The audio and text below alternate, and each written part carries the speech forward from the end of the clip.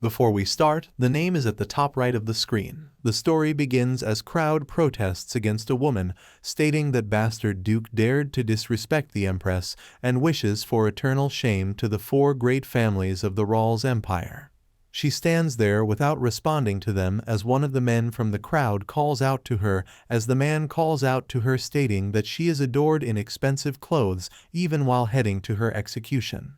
She rips the dress a little as the man is stunned. She mentions that the dress of an amethyst hem was specifically chosen for this day. She smirks, questioning why does he hate it that much. She turns around and walks away as the man curses her. The other states that her clothes are cursed so no one shall touch them.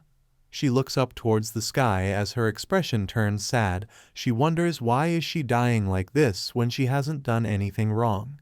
She looks towards Duke Cassius of the Valois family, a devil without any emotions who makes all trembles in fear. She passes by him as she ponders he is her father whom she never had a single properly conversation with. She knows despite being his daughter, if she had helped him in his weak schemes, it would not be unfair to die like this. However, she wonders why was she born as his daughter. A man calls out her name, Viscount Valois. A strong light emits from his sword as she thinks that he didn't have the right parent, just like her, but he became the emperor of a foreign land.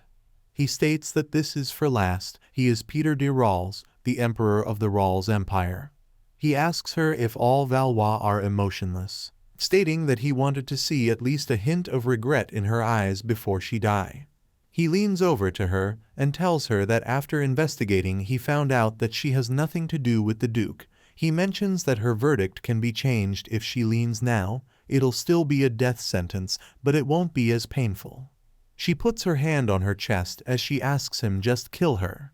His emperor is stunned as the man yells at her, questioning how dare she speak informally to his majesty. They call her the devil's daughter. She's aware that she has been mistaken. He states that he thought she would be example of a noble spirit since she belongs to the four great families. She responds that status is meaningless in the face of death, questioning who would have imagined that those lowly commoners would dared to bark at a Valois. He clenches his sword as he states all right, then he will put an end to this meaningless life of hers as he uses all his strength and aims the sword towards her. She gets down as she closes her eyes. She thought that was the last time until she woke up in that spiritual world once again. Her eyes suddenly opens as she finds herself in a different place. She's aware that she always returns her whenever she dies, the spiritual world where the spirits of all character gathers. When she came here she realized that she is nothing more than a character in a story that has already been written. All the people of this world are the characters in a story written by a deity. They are divided into main and extras. The main characters can create their own stories, but that isn't the case for the extras. You cannot do as you wish. Escaping from the storyline is impossible. You must live a life that is faithfully following the role given to you. Among them who repeat such a life in an eternal loop are called extra professionals. Just like her, she is one of those extra professional extras, the villain's daughter, the 99th villain's daughter, Viscount Valois. Despite living countless lives, her role has always been the villain's daughter. Maybe that is when she tries to do something good it doesn't work out as she wishes. She say things that she doesn't intend to say and do things that she doesn't want to do. Full torment without even knowing why, wondering why on earth is she doing this. Living a life where she cannot even move as she wishes. Only when one returns to the spiritual world like now all their memories return. She is getting a headache as she thinks about this life, realizing it was the most different. Her so-called dad was so obsessed with the female lead that he had no time to talk to his own daughter. Because of which there was a rumor that she was the abandoned young miss because she grew up as if she was abandoned. She is aware if only Cassius was obsessed with her, his own daughter, then they would not have been executed. She has no idea what she is talking about as she questions if a villain becomes obsessed with his daughter, would he be a villain? She knows then the original story won't be followed. She is aware that the only people who can change the story are the main people and not the extras. Sometimes the story can be rewritten, but the mercy of regression is only given to the main characters. She ponders that as an extra professional, it is something she cannot even dream of. She suddenly begins to float as she is surprised to know that she is moving to the next life already. She can't believe it's happening so quickly. She wonders if it is different because it is the 100th time. She prays to God to not let her lead a lonely life again. She opens her eyes in a different body as she looks at her hands, wondering if she is not an infant. She finds it weird to even expect this on the first place. She notices its black hair like last time before she wonders, last time? A woman appears and yells at her. She yells at her and questions what is she doing sitting on the floor like this. Stating that if she is given food then she should pay for it, the woman asks what is she even doing here. She looks at the woman as she finds the face familiar, as if she has seen it a lot of times somewhere. She calls the woman as Alice as she is slapped. All of a sudden, the woman asks if she ate something wrong. Questions why is she calling her name so casually. She flinches as she wonders if she's really made Alice. Wondering why is the trash that bothered her in her previous life here. Abrupt tripping as well as pulling hair, she wonders why does that person still exist in this life. Causing her to be anxious as she realizes this makes no sense at all. She turns round as she is shocked, finding it unbelievable that this place is Viscount Cyan's home. She notices her shaggy black hair and workout-made clothes. She finds it ridiculous as she wonders if she has returned to her past life. She asks Alice who is she. Alice mocks her, stating that she doesn't want to clean, that is why she is acting crazy now. She calls her Valicia and asks if she has forgotten her name. She's shocked as she realizes that she has actually regressed. Flashback.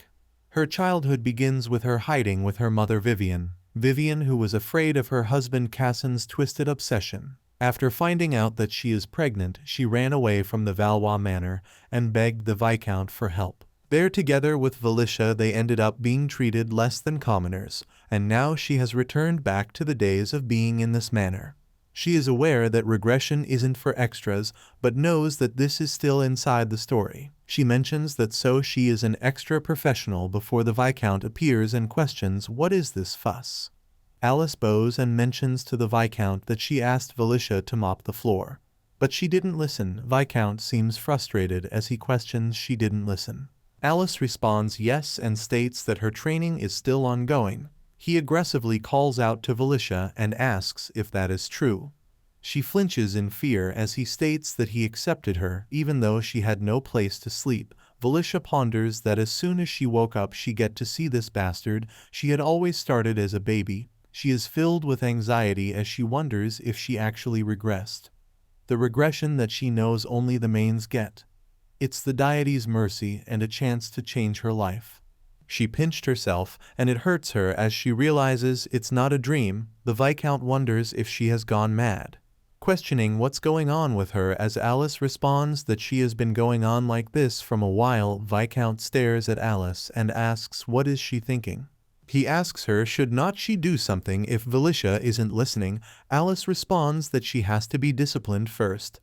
Viscount responds that is correct as Valicia flinches. The Viscount commands to first put her into solitary confinement and discipline her until she becomes obedient. Valicia wonders solitary confinement again. She thinks if she needs to live that life again without food and water. She knows if it follows the original story her dad will come here looking for her mom. She knows that her father is also destined to die.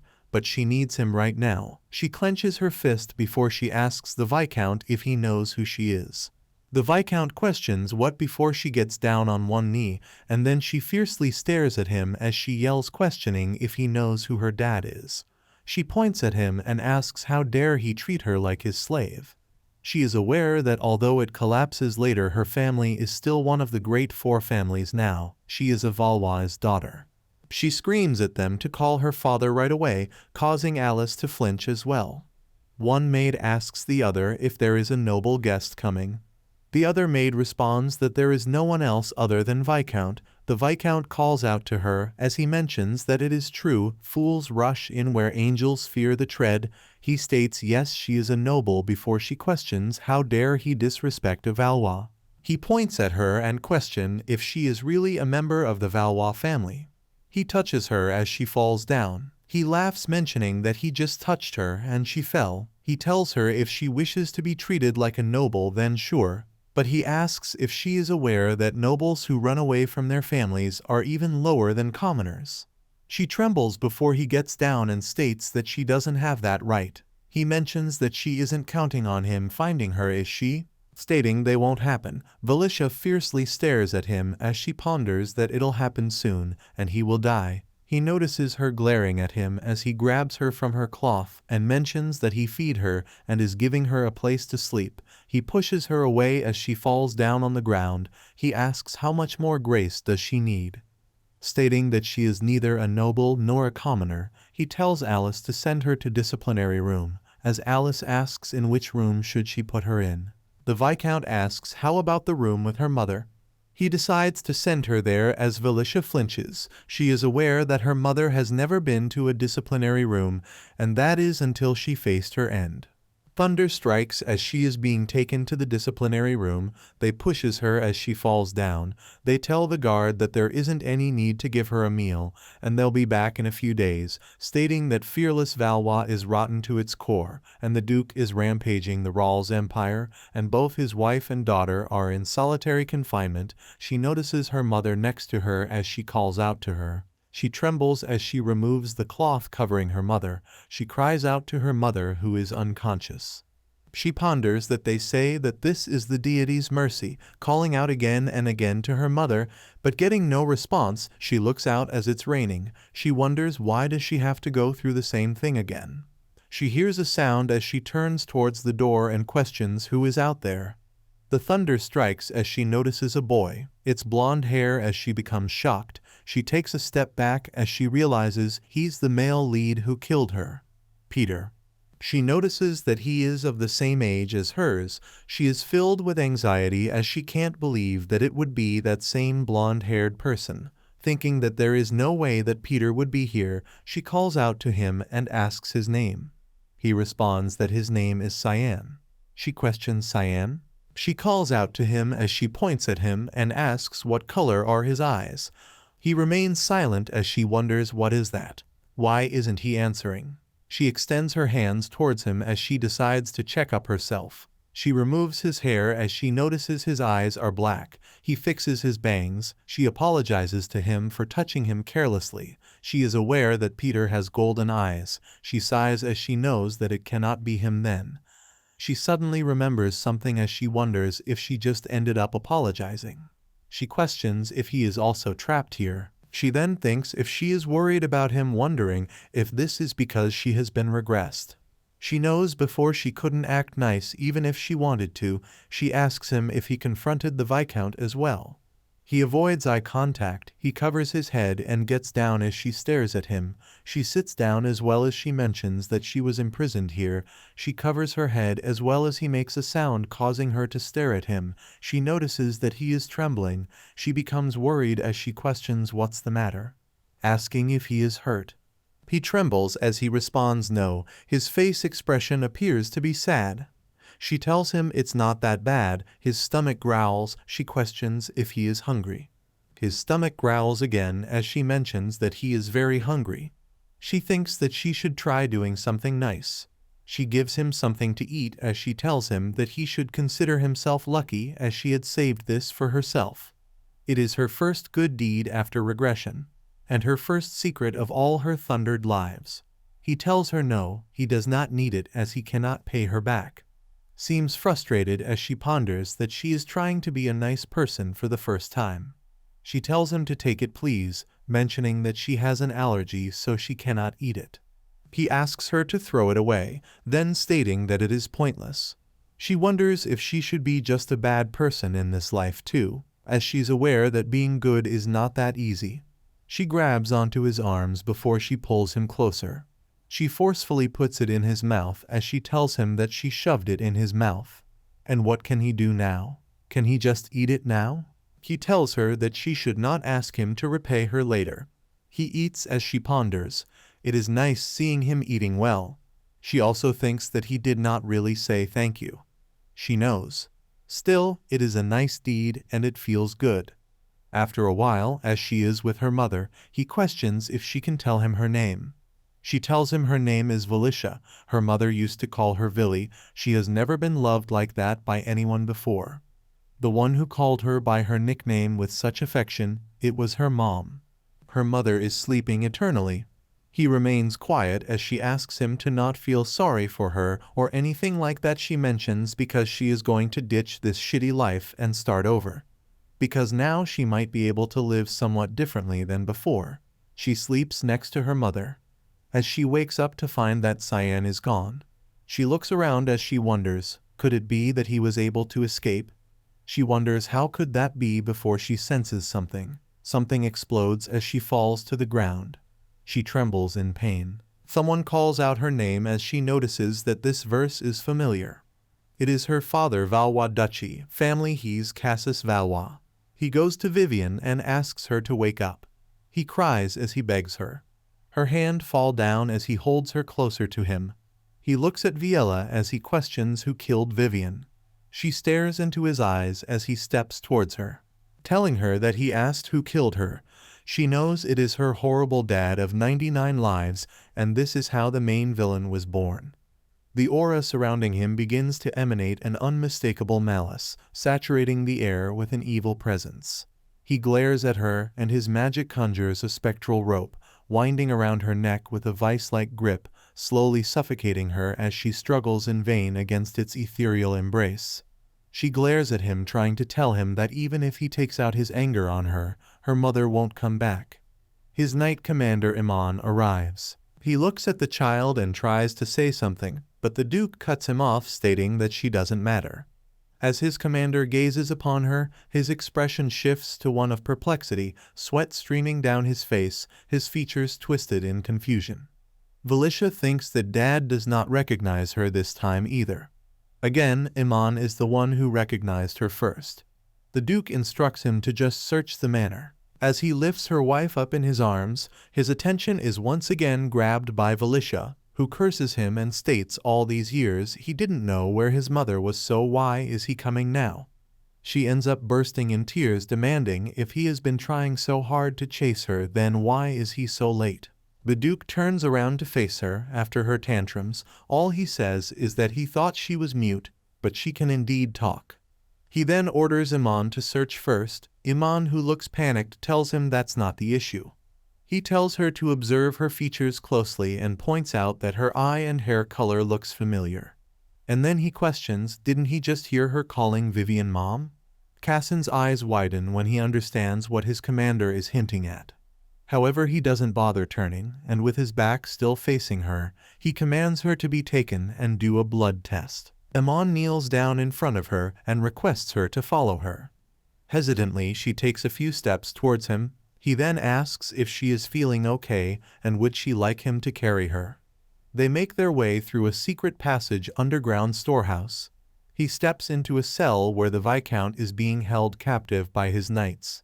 He reminds him Vivian was locked up in solitary confinement. The man starts begging desperately and states there seems to be a misunderstanding. His eyes harden brutally by his words. The man reveals when Lady Vivian came to visit, she expressed her wish to stay at their manor. He further explains that at that time, the way she looked was simply indescribable, and she didn't look like a noble at all. The man states how he would know she was His Excellency wife. Valicia thinks what a ridiculous lie, as she even had a brooch that is the symbol of Valois family, one with a black panther. He shamelessly reminds them that he fed her and gave her a place to sleep, even if she was an unidentified individual. The Duke coldly mutters the word unidentified. He sarcastically says, sure he didn't know about his search for Vivian.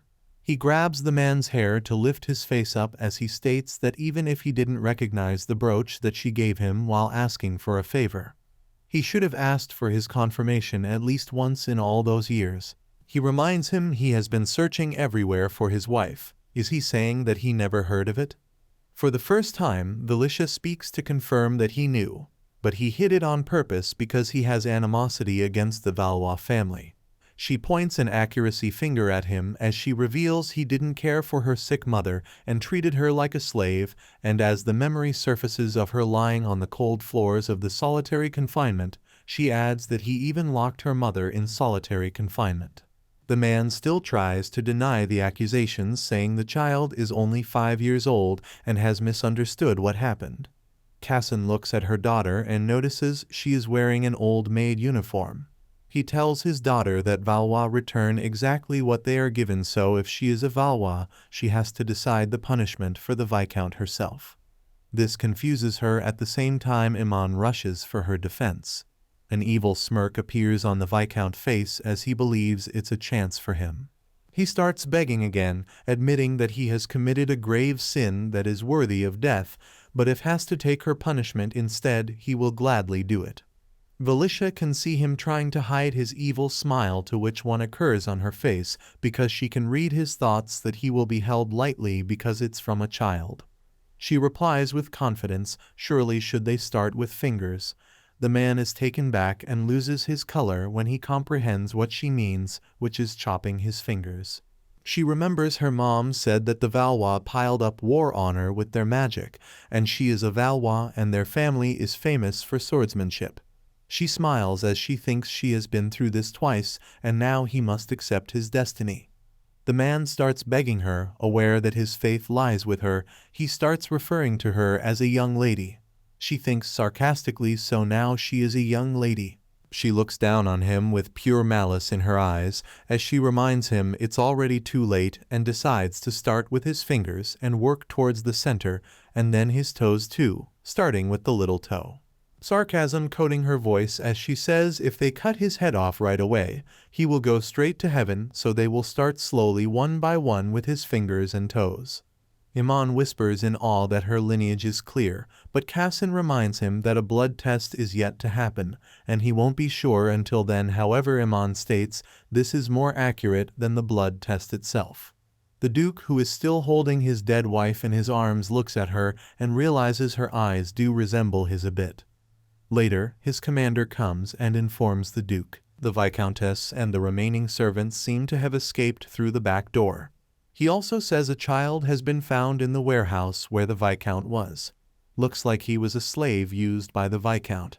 Vilica's eyes widen as recognition dawns upon her. She realizes it is Cyan. The Duke orders that when he wakes up, interrogate him and then deal with him accordingly. Her face contorted in fear as she wonders if dealing with him means killing him, and he did not do anything wrong. She tugs on his clothes, telling him he should not kill him. He did not do anything wrong, and he's just a kid. He looks at her and questions if she means that kid. He then smirks at her, asking her who said he will kill her. He just states to go to the duchy and they will treat him there. On their way to the duchy, Vivian is still settled in his arms and Valicia is sitting on the opposite. Cyan looks at her daughter as he reminds her. He still doesn't know her name. She tells him it is Valicia, and her mom called her Villy. He caresses his dead wife's hair gently as he remembers she once said she would give him a gift. Now that he looks at his daughter, he realizes it is her. In the Valois duchy, the maids and the workers have gathered together already, and the news has reached them already. Lisa is excited as she wonders about the young miss. The head maid tells Lisa from now on she will be entirely in charge of looking after the young miss. She also warns her that she must have a lot of work ahead of her, so she should be careful. The announcement grabs their attention that His Excellency has arrived. He steps out of the carriage with his dead wife. Lisa thinks the Duchess has indeed passed away. She feels so bad because she cannot believe she was so excited to take care of the young miss in such a grim situation. Her gaze falls upon Valicia, and she feels like she is the one who's having the hardest time right now, so she is determined to do her best. Later, Lisa introduces herself to young miss and informs her she will be serving her from now on.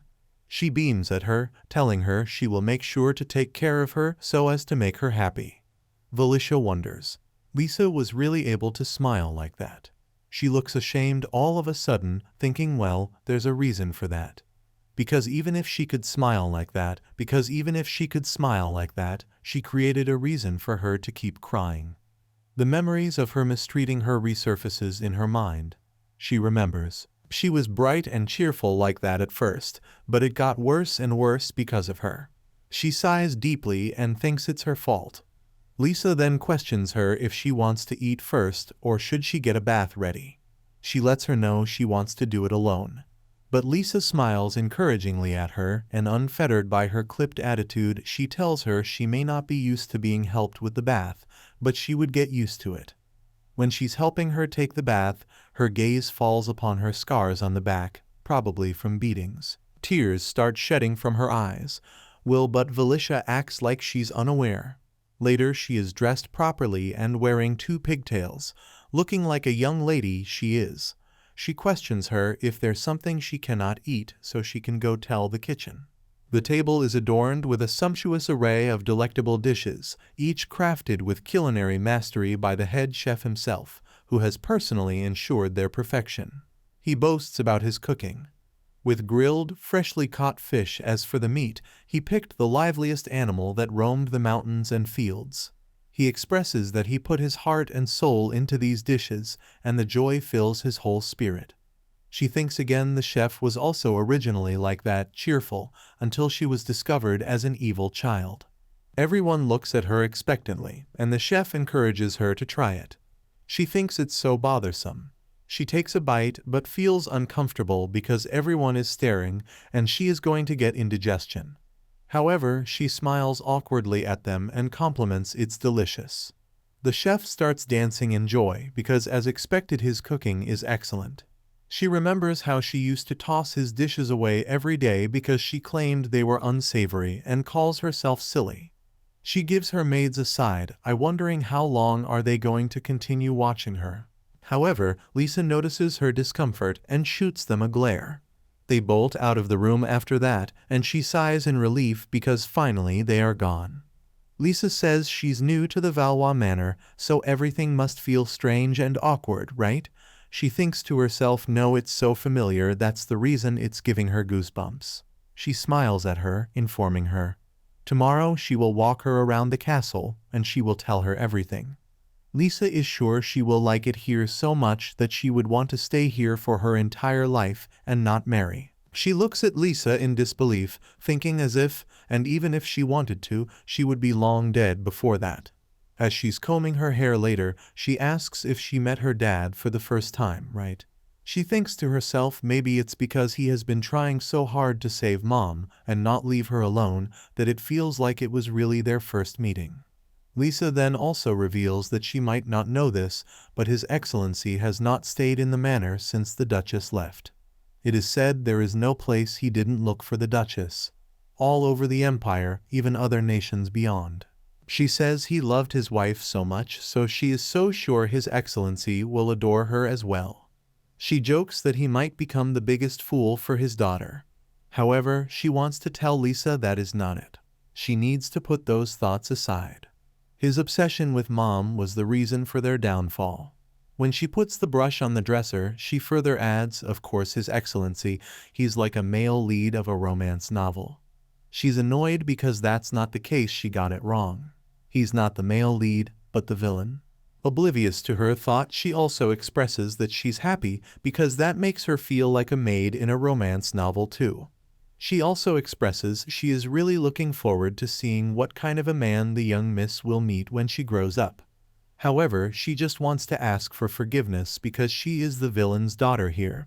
She is the daughter of a villain who is being sentenced to death, and not only that, she is also destined to die after meeting the romance novel's main lead. Her face etches in worry thinking about it. Lisa also wonders what should she do. How sad it must be for her to lose her mother overnight. She realizes she needs to change the topic and wonders what should she do. What should she talk about? Suddenly an idea comes in her mind that the young miss just came to an unfamiliar place and will probably need some time adjusting. She will show her how wonderful this place is. She asks her. She still does not know much about Valois, right? But she thinks no. She knows her family too well.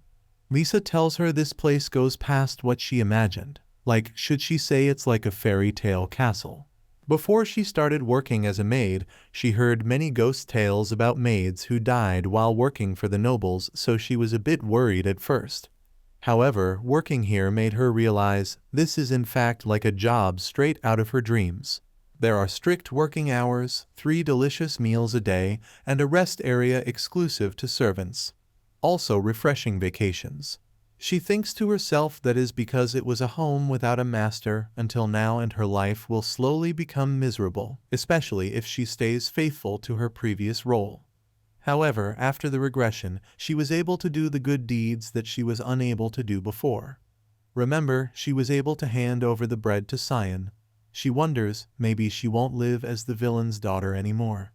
Living a good life does not seem that far off now. After Lisa is done telling her everything, she inquires if the family is truly amazing. She feigns excitement and says, "Wow, really, the family is like that? It's so different from what is heard outside." She states that what she heard was the family chops the bodies of disobedient servants. Lisa gasps and wonders who dared to say such horrible things to the young miss.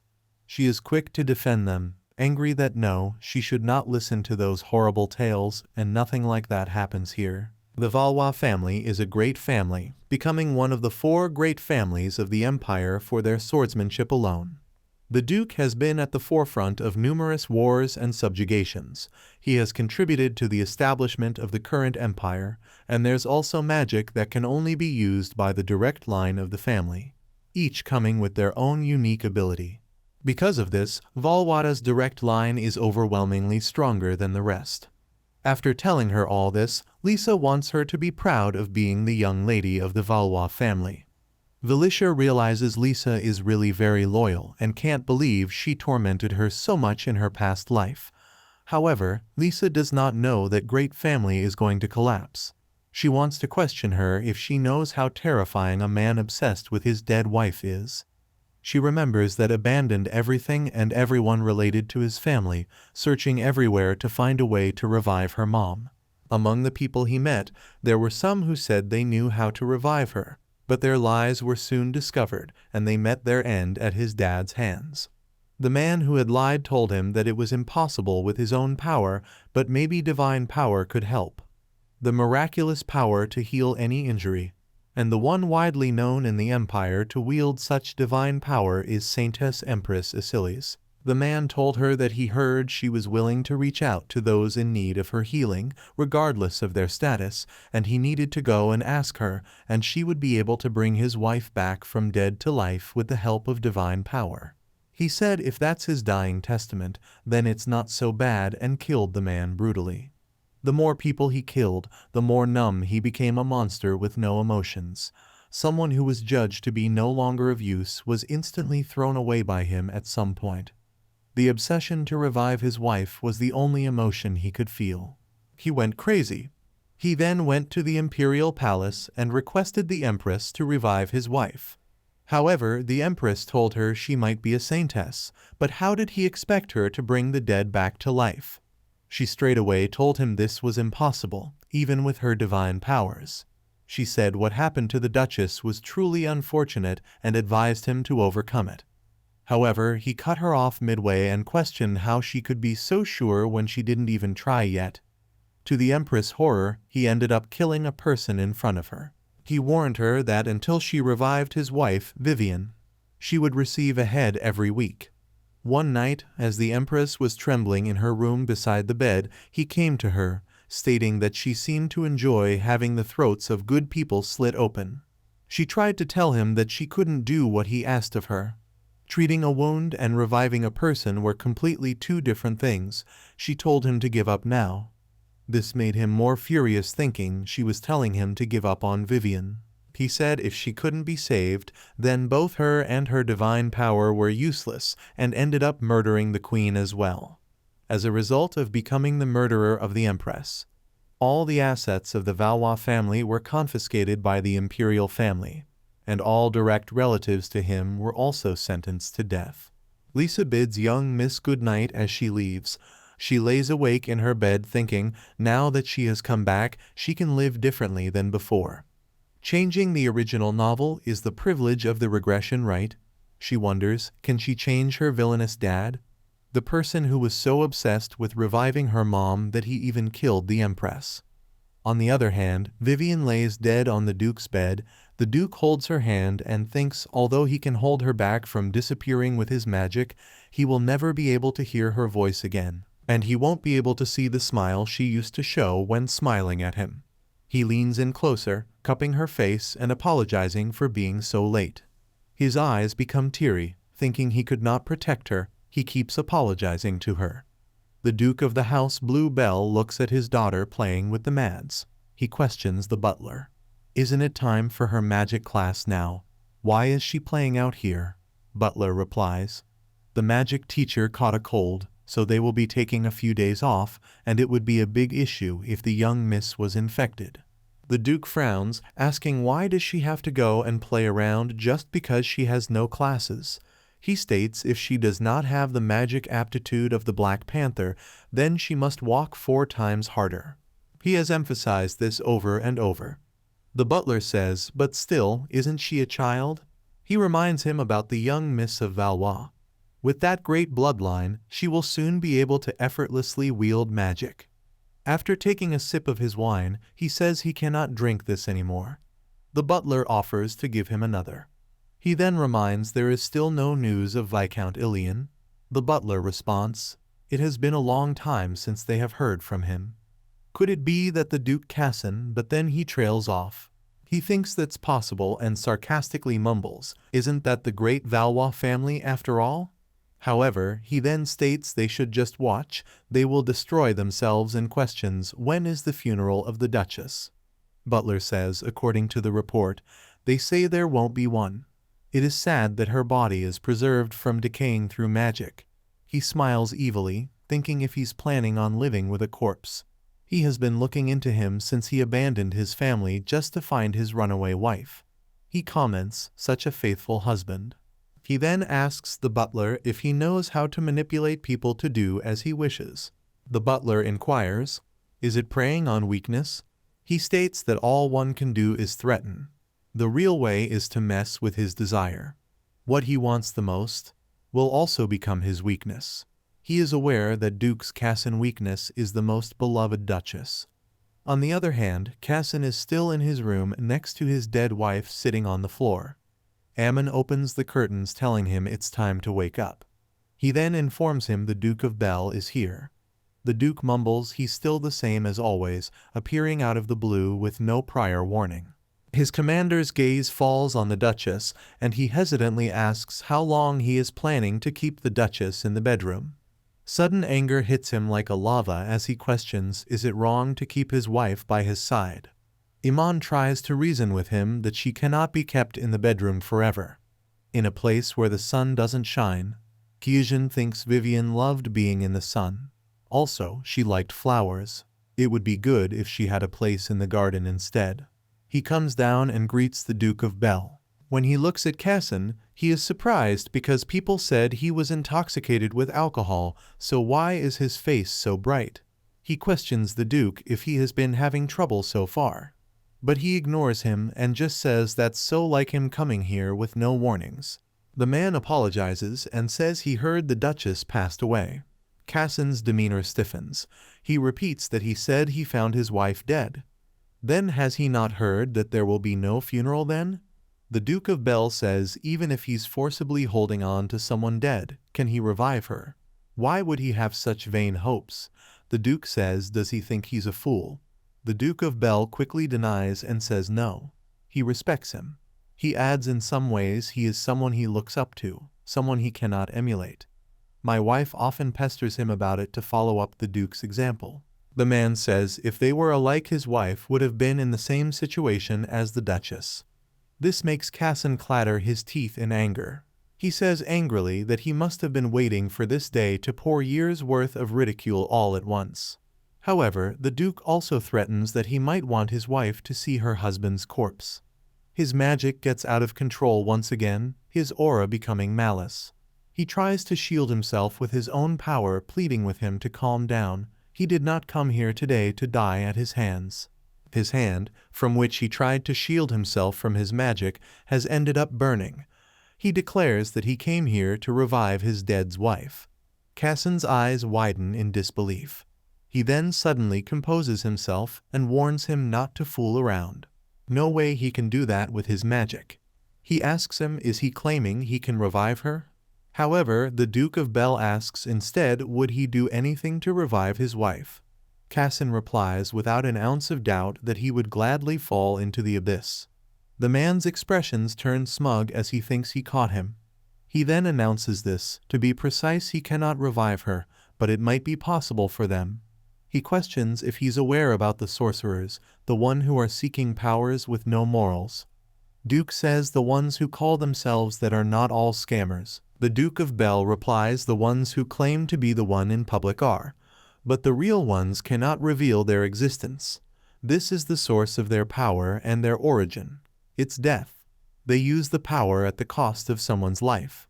Letting people know they are sorcerers means that they are confessing to being a killer. He further adds it is said that those who can wield that power can even revive the death. And there is a tale of a dead person coming back to life through sorcerer magic. The man questions the Duke, has he really never heard of it? Cyan stands up abruptly, shouting at him if he expected him to be captivated by his nonsense. However, the Duke of Bel says whether her grace is revived or not it does not affect him. But that's not the case for him, is it? He lies that he's only telling him this in hopes of helping the Valois family return to the way it was. And are not they the Bel family, a collateral line of the Valois after all? The maids are playing with dolls as one maid mimics a male toy and the other mimics a female toy. The male toy mentions for 7 years he could not sleep a single night missing her. The female toy tells him to not talk nonsense and questions what is that stain of saliva around his mouth. He just woke up. The male toy tells her that is what happens when he sees her. She is so pretty that he cannot help it. The female toy responds in truth the same. Valicia seems pretty done with them as the maids looks at her. They asked her if she is not having fun as she responds no, it is very fun. She tells them that Lily and Daisy, they act so genuinely that she cannot look away. She also gives them as 5 stars as the maids are happy, stating that she is the god of acting in this region. Valicia thinks that she needs to get the maids on her side. The great run of opposition, the maintenance of class allowance the direct finally receives every month would be enough for her that she would not have to worry about making a living for the rest of her life. She is aware that staying in the Valois manor will only confirm her death, so she decides to run off to a free nation.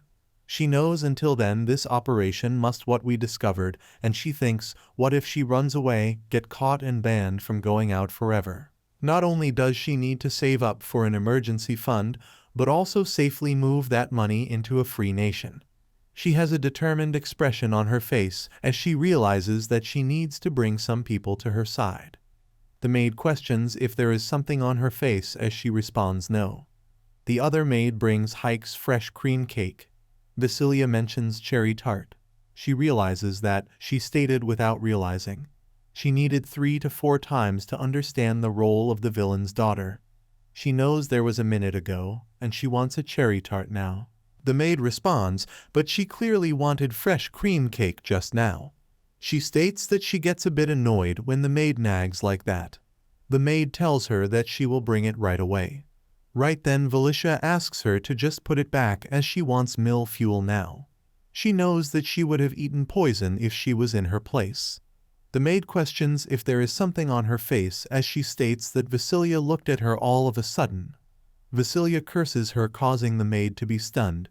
Vasilia is herself shocked as she questions to herself, what is she suddenly swearing? If she wants to be good, then she has to act good. She turns around and thanks the maid. She takes the cake and ponders. That habit is scary. The maid responds that it is a pleasure to serve her. She wonders that they look so sad that the words just came out on their own. The maid states that she did not even know and says it must be so hard for her. They are having a conversation with each other as one questions what does the other think.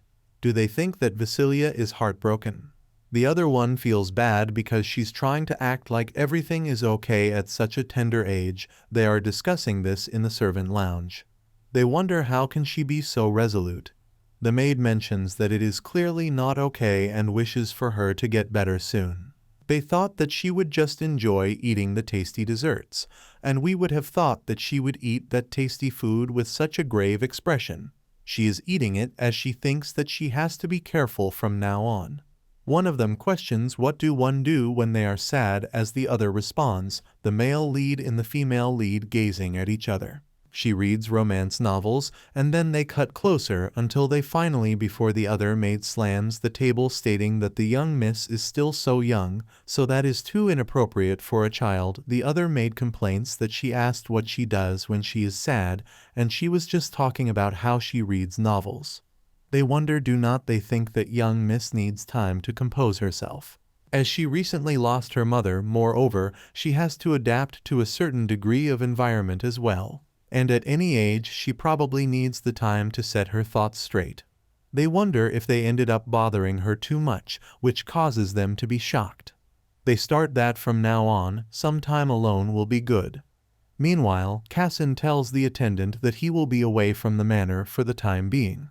The attendant states that the young miss would be very lost as she just moved into a new place. So how about he stays by her side just for a few days? Cyan remains quiet before he states the appropriate treatment, which causes the attendant to question what. Cyan mentions that he knows best how to handle the young miss of this manner. The attendant flinches before he responds. Alright, he thinks that a young miss is only 5 years old, and it has been a while since he last visited. On the other hand, Vasilia thinks that no one interacted with her all this time, and she cannot even get the maids on her side. She's aware that there's no one to even read her a bedtime story. She thinks that she should just read it on her own, as what else can she do now? She opens the book, as it is about the whole who lived alone and was accustomed to his solitude. But someone came to the wolf, and it was a baby wolf. Her eyes got steady as she wonders why she's crying. Even though she was born as the villain's daughter, she's also someone who can feel sadness and loneliness. She tells herself to not cry. She knows no one will come to comfort her, and she used the villain's daughter. She tells herself that this is normal, and no wonder no one loves her. She covers her ears, turning herself to come back to her senses, as it is the 100th life this time. Right then, the meat grabs her hand, telling her no matter how difficult it is, she should not harm herself. She looks at the maid. The other mates are informed that they have stopped her from harming herself and tells them to bring coca and blankets for the young miss. And for the young Mr. Their operation need time alone will be changed. From now on, they will assist her as much as possible. She has no idea what is happening. Valicia sits quietly as her cheeks are bruised. The maid cries for her as she wonders that she was alone in her room, so how did they know? The other questions if they should not inform His Majesty about it, as one responds that she knows where His Excellency is. The doctor arrives as he checks up on her. He asks her if he shall take a look at the bruised area. He grabs her cheeks as he mentions that fortunately everything seems to be fine. The maid is shocked as she asks him did he diagnose her with a single touch on the cheek. The doctor mentions that she slapped her own cheek, so he expected bruises, but from the looks of it before the maid gets really frustrated as she tells him she saw it with her own eyes. The delicate cheek of the young miss has turned red. The maid lashes out on him as Valicia stares at them, finding the doctor poor. The doctor then calls out to Valicia and asks her what did she do to herself. Valicia responds her hands. He looks at her hands as he mentions that it is practically impossible to do so with such hands. The maid continues to tell him before he tells the maid that there seems to be no issues, and Valicia also shows the maid her hands. He states that if he prescribes her something, there will be unwanted side effects. He continues that in his opinion, it would be best for her to get some rest. The maid questions if she's really okay. The other maid tells Lily to calm down as there is nothing wrong. Valicia wonders why is everyone like this? She knows that she just hit her cheek.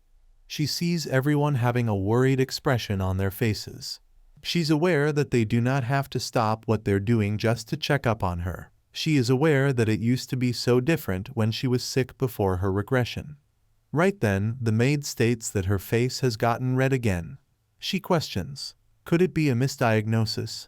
Lily states that she cannot believe a clinical professional is acting like that.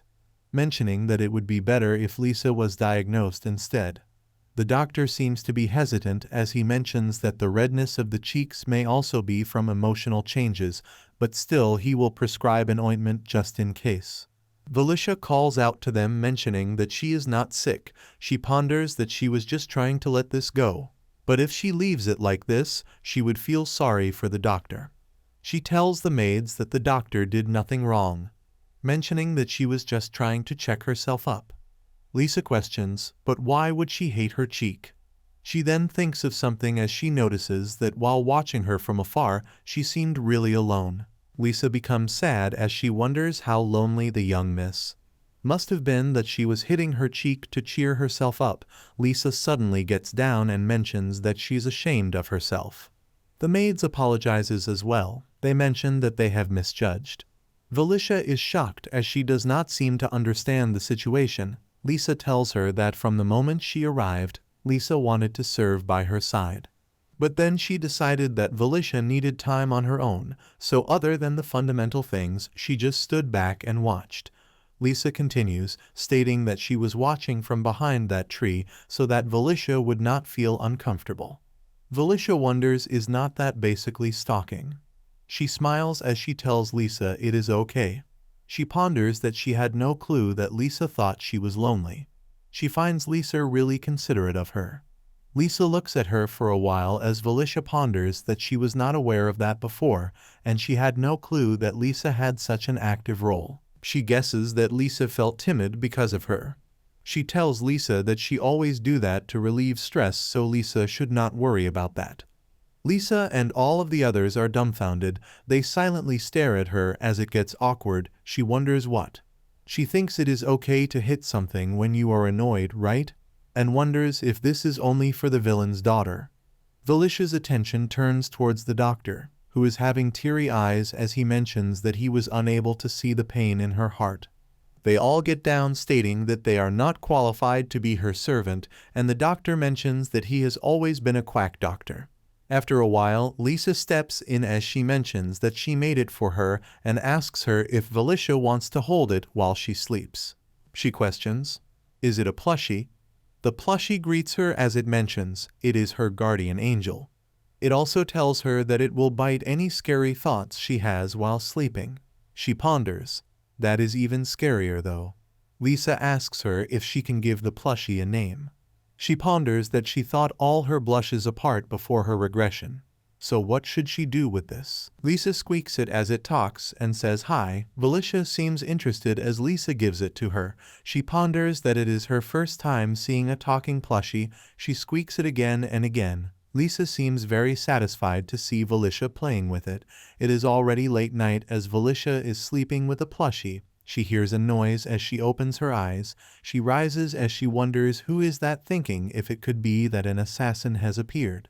She goes near towards the window as she looks outside from it.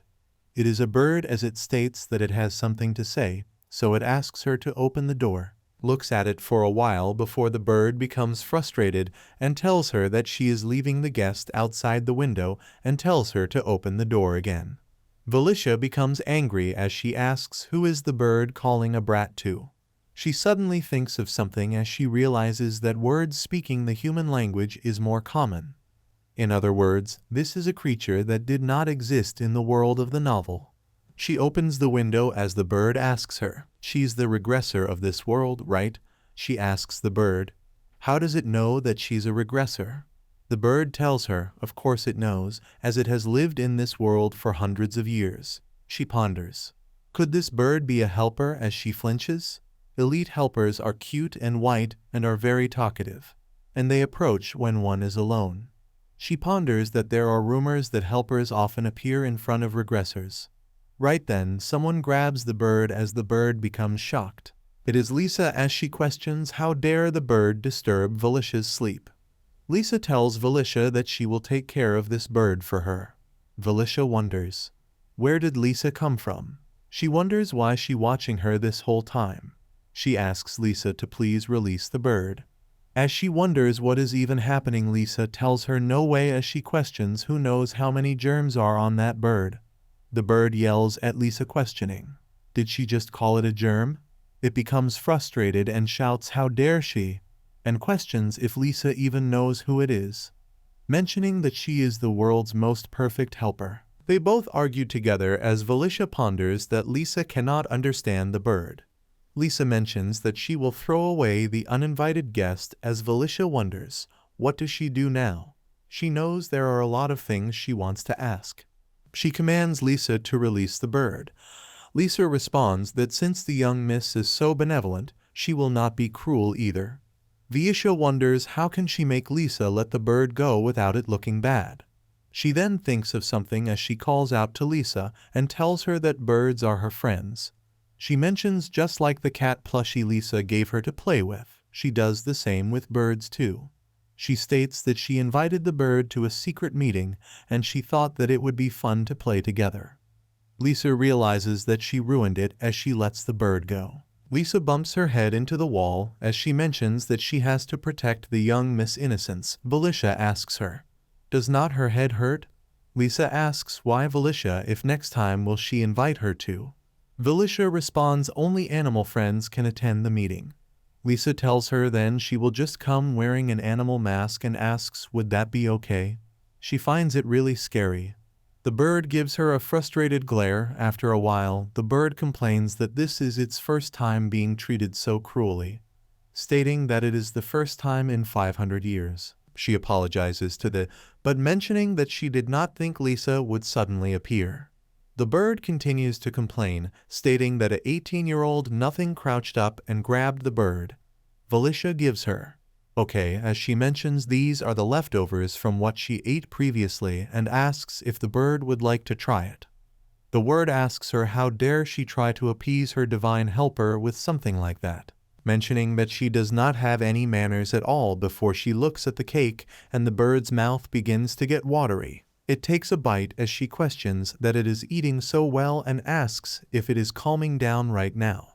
The bird mentions now that it has filled its stomach, it should let introduce itself. It introduces itself as the helper of this world to the regressors who have returned to the past, to the reincarnated, and to the possessed. It helps everyone here. It is helper of the returned Vinny, Vasilia asks, so why did she suddenly regress? The bird responds that it does not know either. Vasilia looks at the bird with a doubtful look. The bird seems hesitant before it flies and states that it guided 50 people so far, and it still does not know such things in detail. Valicia calls out to the bird. The bird tells her that is something that regressors must realize by themselves. She becomes angry and frustrated as she asks the bird then why did it come to her. She wonders that rumor has it that the helper trusts everything. She wonders if he is just going to eat her cake and do nothing else. He tells her this and the reason why he is here. He passes it on a note to her as he asks her to read this. It is mentioned that their aggressor, they congratulate her for reaching her 100th life. As Duchess Vivian said, she is a gift for Cassie's, and she should not think that her birth was a mistake, mentioning that the past is the past, and now it is time for her to become part of this world. It seems like her only father is in the very bad condition, so the note questions how about she looks after the Duke. She asks him if God sent this to her. He responds that his job is to be a healer, and giving answer is not included in the contract. She questions what does he want her to do. This is her first time receiving such vague instructions. He tells her that she should figure it out herself as he flies away. She calls out to him as she shouts from the window, stating that he is not properly doing his job at all. She wonders how can she care for him if he does not come back. It is already morning as Lisa asks her if she would like to get up now as it is already time to say hello to the sun. She responds that she wants to sleep more. She wonders why would the villain's daughter wake up so early. She smells something as she wonders what is this sweet and fragrant smell. She realizes it is Hick's strawberry cake as she rises. That is when Lisa grabs her and picks her up as she questions, now shall they go wash her face? She calls out for her strawberry cake as Lisa tells her she can eat it later. After that, she is ready. She pouts, but Lisa apologizes to her, mentioning that she is sorry for waking her up like that. But today is a special day, so she had no other choice. She questions what special day. As Lisa states, His Excellency stated that he would be here in time for lunch. She asked Lisa if her dad is coming. Lisa mentions when she was examined by the doctor she fell asleep for a bite, and that is when the doctor did blood test, and it turns out that she is a direct Valois descendant. Lisa also mentions that anyone could say that she is a mini version of His Excellency. If she grows up like this, would not she turn into his female version? She wonders if Lisa means that she will look like a villain. Lisa also mentions that she thinks His Excellency is coming back to check the test results, stating that, of course, it would have been better if His Excellency had acknowledged it early and wonders if he will do it now. She ponders that it does not matter if he admits it or not before she thinks about the note which I told her that it seems like her only father is in a very bad condition. She knows that she should just try, even if it is just because of that letter. She reaches out for the order and opens it. Her dad did not come. In her previous lives, they never had a meal together, not even once. The few times they almost did something else ruined it every time, so she always ate on her own. His only focus was reviving her mom. He wasn't concerned about anything else at all. She remembers how her mom had told her dad that she was a gift to him. Now that she thinks about it, this cannot be called a gift. Worry is etched across the maids' faces as well, because they are aware the young miss have been looking forward to seeing His Excellency. She realizes there's no need to think like that, since he won't be here this time either. She is just so hungry she wants to throw a tantrum for them to serve the meal right away. However, she knows that will make her no different from before. The attendant comes to assure Valicia that His Excellency will be here soon. She shoots daggers at him because she knows he will soon come to tell her he's not coming. She asks him if he's Agassa, right? Agassa replies he is honored that the young miss knows his name. She recognizes him as the one who manages Valois' family finances. She raises her hand in a fist when she realizes he is the key figure when it comes to getting money. She questions him since she is a confirmed direct descendant. Now, can she get gold? He tells her she can have anything, not only gold, and now that she has been officially acknowledged as a direct descendant, she will start receiving money from next month. She snorts thinking about it. The Valois family is one of the 4 great families in the empire, so even for a young child like her, the monthly maintenance of class allowance is 10 million gold. She realizes at this rate she will be able to get a house in just 3 months. Since she cannot change her villainous dad, she is determined to save up and run away. Agassa is looking at her carefully and says his thoughts out aloud that this miss has a smile just like His Excellency, causing Valicia to flinch, thinking did she smile like a villain without even realizing it. She simply replies that's because she is his daughter. He smiles and agrees. Irritated by him keeping calling her miss, she corrects him by saying it's Valicia. He admits his bad but still calls her miss. Her little hands clenched into fists as she exudes a palpable aura of malice, her expression contorting into a frown as she declares herself Valicia. He lets her know he will stop calling her miss and address her Valicia when she grows up. Furious, her complexion flushes crimson, resembling a ripe tomato, as her anger reaches its peak. She declares, pointing a finger at him, then she will call him a baby as well. Unfazed by her anger, he laughs, joking that would make them buddies. Seeing him this unaffected, Valicia thinks this guy is strange. That's when a messenger comes to inform Agassa that there is a letter for him. Valicia thinks finally she's going to be told that her father is not coming. He looks worried when he reads the letter but does not tell her anything, but just says he thinks they should keep the lunch going then. But from his expressions, it is clear that he's not coming. She thinks it's good not to have expectations. She suddenly realizes that is why she is the villain's daughter, and there is nothing that can change this, not even regression. Next day, after she wakes up from a nap, she looks for Lisa. But when looking around she finds no one. She wonders where's everyone. She cannot see a soul. But then her gaze falls on Lisa, who is pacing worried, thinking what should she do. She calls her name. Lisa startles, and then realizes it's young miss. She asks her what's happening, but she suddenly blurts out no, it's nothing. She slightly pushes her to go back to the bedroom now since it's still nap time. But Valicia is insistent and says napping is not the issue right now. She asks her with narrowed eyes if she's hiding something from her and asks her to be honest. Suddenly, her eyes widen when she hears someone addressing his father. It's Agasa, who informs His Excellency the blood test confirms that Valicia is a direct blood descendant of Valois. Immediately, she runs after her dad. The maids around her exchange surprised looks and try to stop her. Ignoring everyone around her, she dashes towards her father with such velocity that she collides with him, eliciting concerned looks from the maids who ponder what will happen now.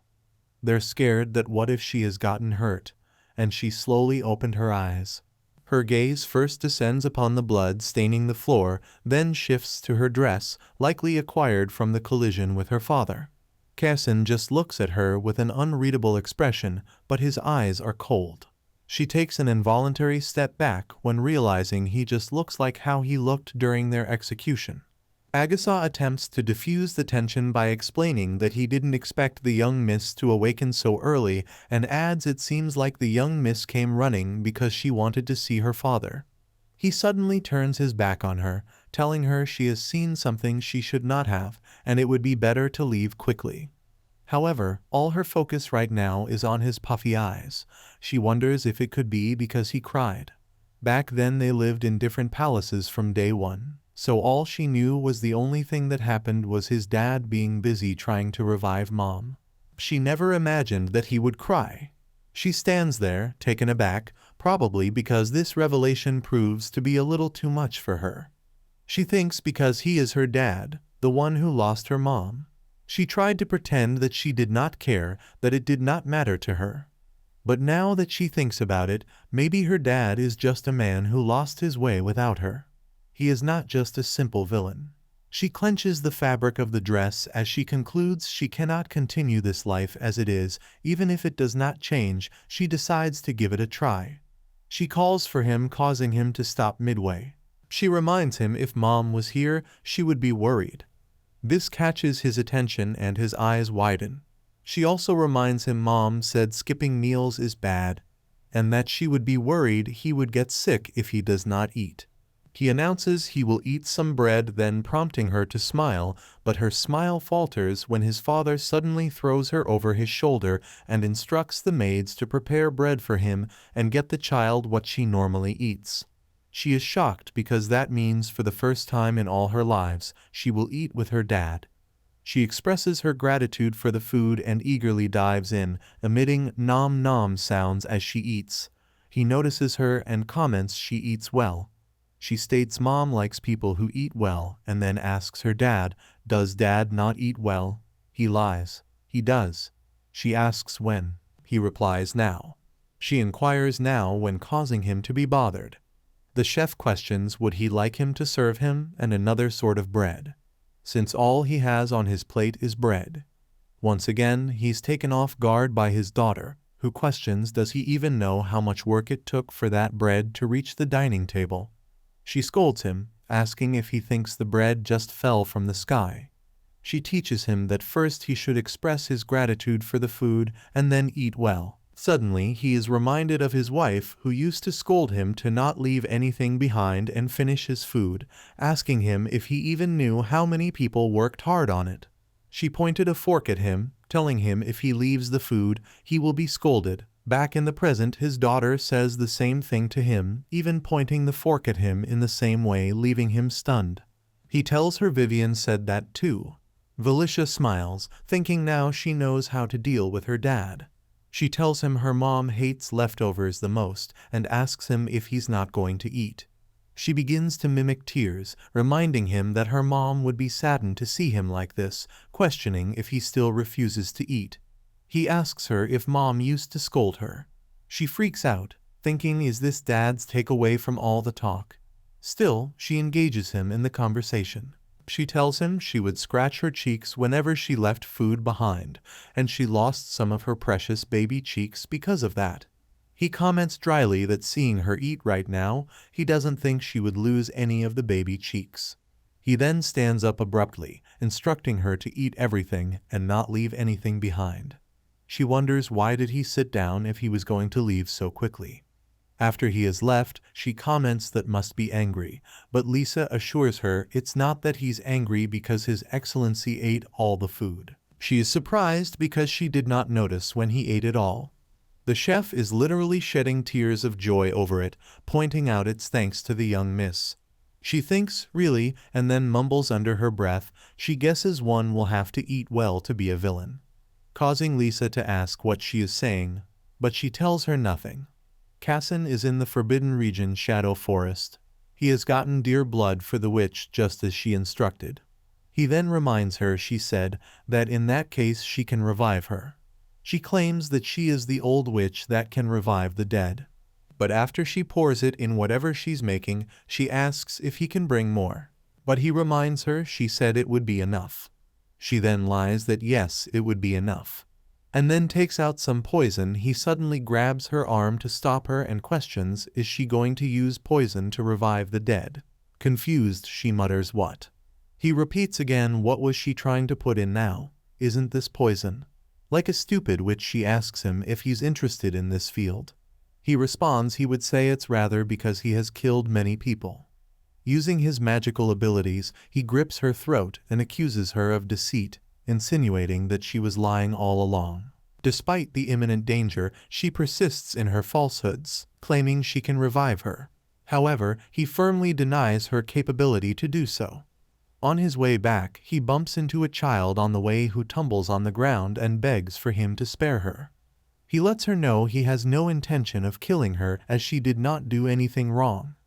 The child asks hesitantly, so is he planning to take her as a slave? But he discloses to her there are no slaves in this empire. However, she tells him that he should kill her too, because she was that person's slave. She closes her eyes, trembling, perhaps bracing herself for what she believes to be her death. However, Cyan instructs Agasa to find someone who will take care of this child and also to make sure to check their background properly. On their way back in the carriage, Agasa reminds him this time too, it was a fraud. But he counters that he did not expect this to be easy. He then asks about the child, but Agasa assures him he sent her to reputable people. He sighs deeply because for a moment he almost saw her. A picture of Valisha pleading flashes in his mind, but then he quickly reminds himself that it's not the same, not at all. He closes his eyes, grateful that he found her before it was too late. Looking at his man, he questions if she usually eats alone. Agasa looks confused. He clarifies his daughter. He replies yes she does, and then expectedly looks at him questioning shall he arrange for a meal again after this matter is over? But he refuses because it is too meddlesome and Vivian is right now his first priority. Disappointed, Agasa lowers his head and says he understands. However, to his surprise, he declares if they have time left, they will go meet her. She ponders that in this new life, things have taken an unexpected turn in the midst of her plans to run away. The secret animal gathering maid, because of Lisa, was gaining more and more followers. The other maids told Lisa that it's rude for her to plan all of this alone. Valisha ponders that they just like her too much. She's just wondering if they could help with her plans. They notice that all the food is gone already. Lisa decides to bring more dessert as the three of them runs in hopes to be the first to serve Valisha dessert. Valisha tries to tell them it's all right, but ends up staying alone in the end. She never expected to be loved this much. She knows that she should be nice to the maids who love her so much. She wonders if it would be nice if her dad was fool for her instead. Right then someone questions what is she doing here?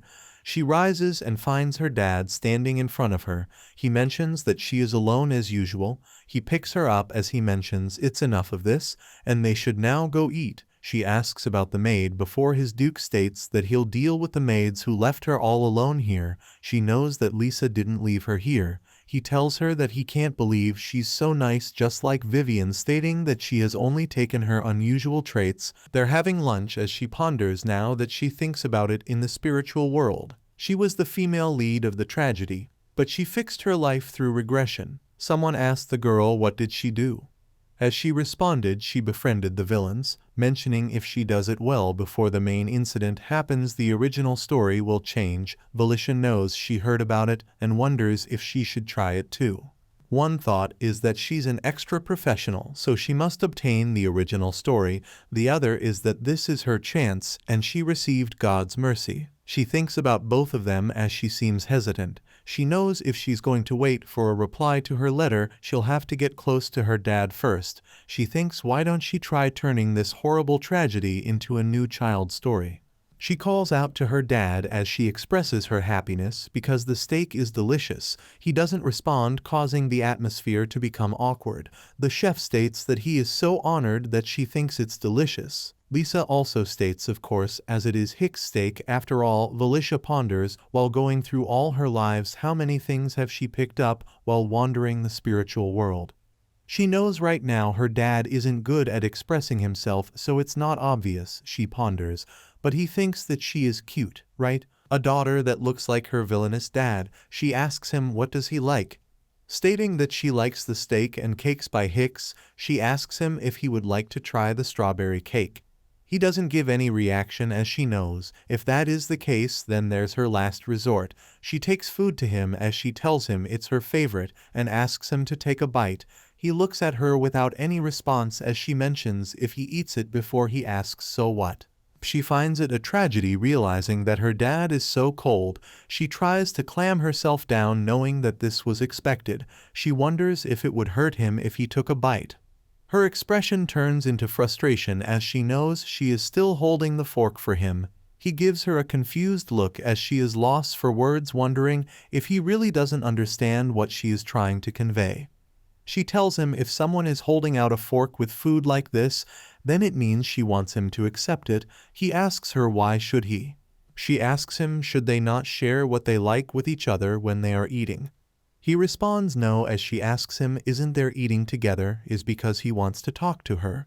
He tells her no. Her expression turns into sadness as she asks why with her.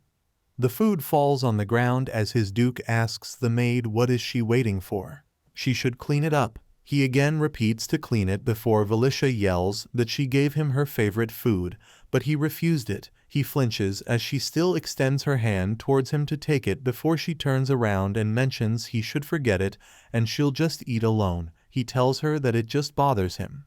That is why he came to eat with her. He gets down on one knee as he states that he knows he will be even worse if he does not accept it. He mentioned that there is still some cake left on the fork as he takes it. She blushes as she mentions it is delicious, right? He asks her if he should eat more. She smiles, mentioning that is enough. It's night time as she's walking down the hallway, knowing that she didn't reach her dessert quota today.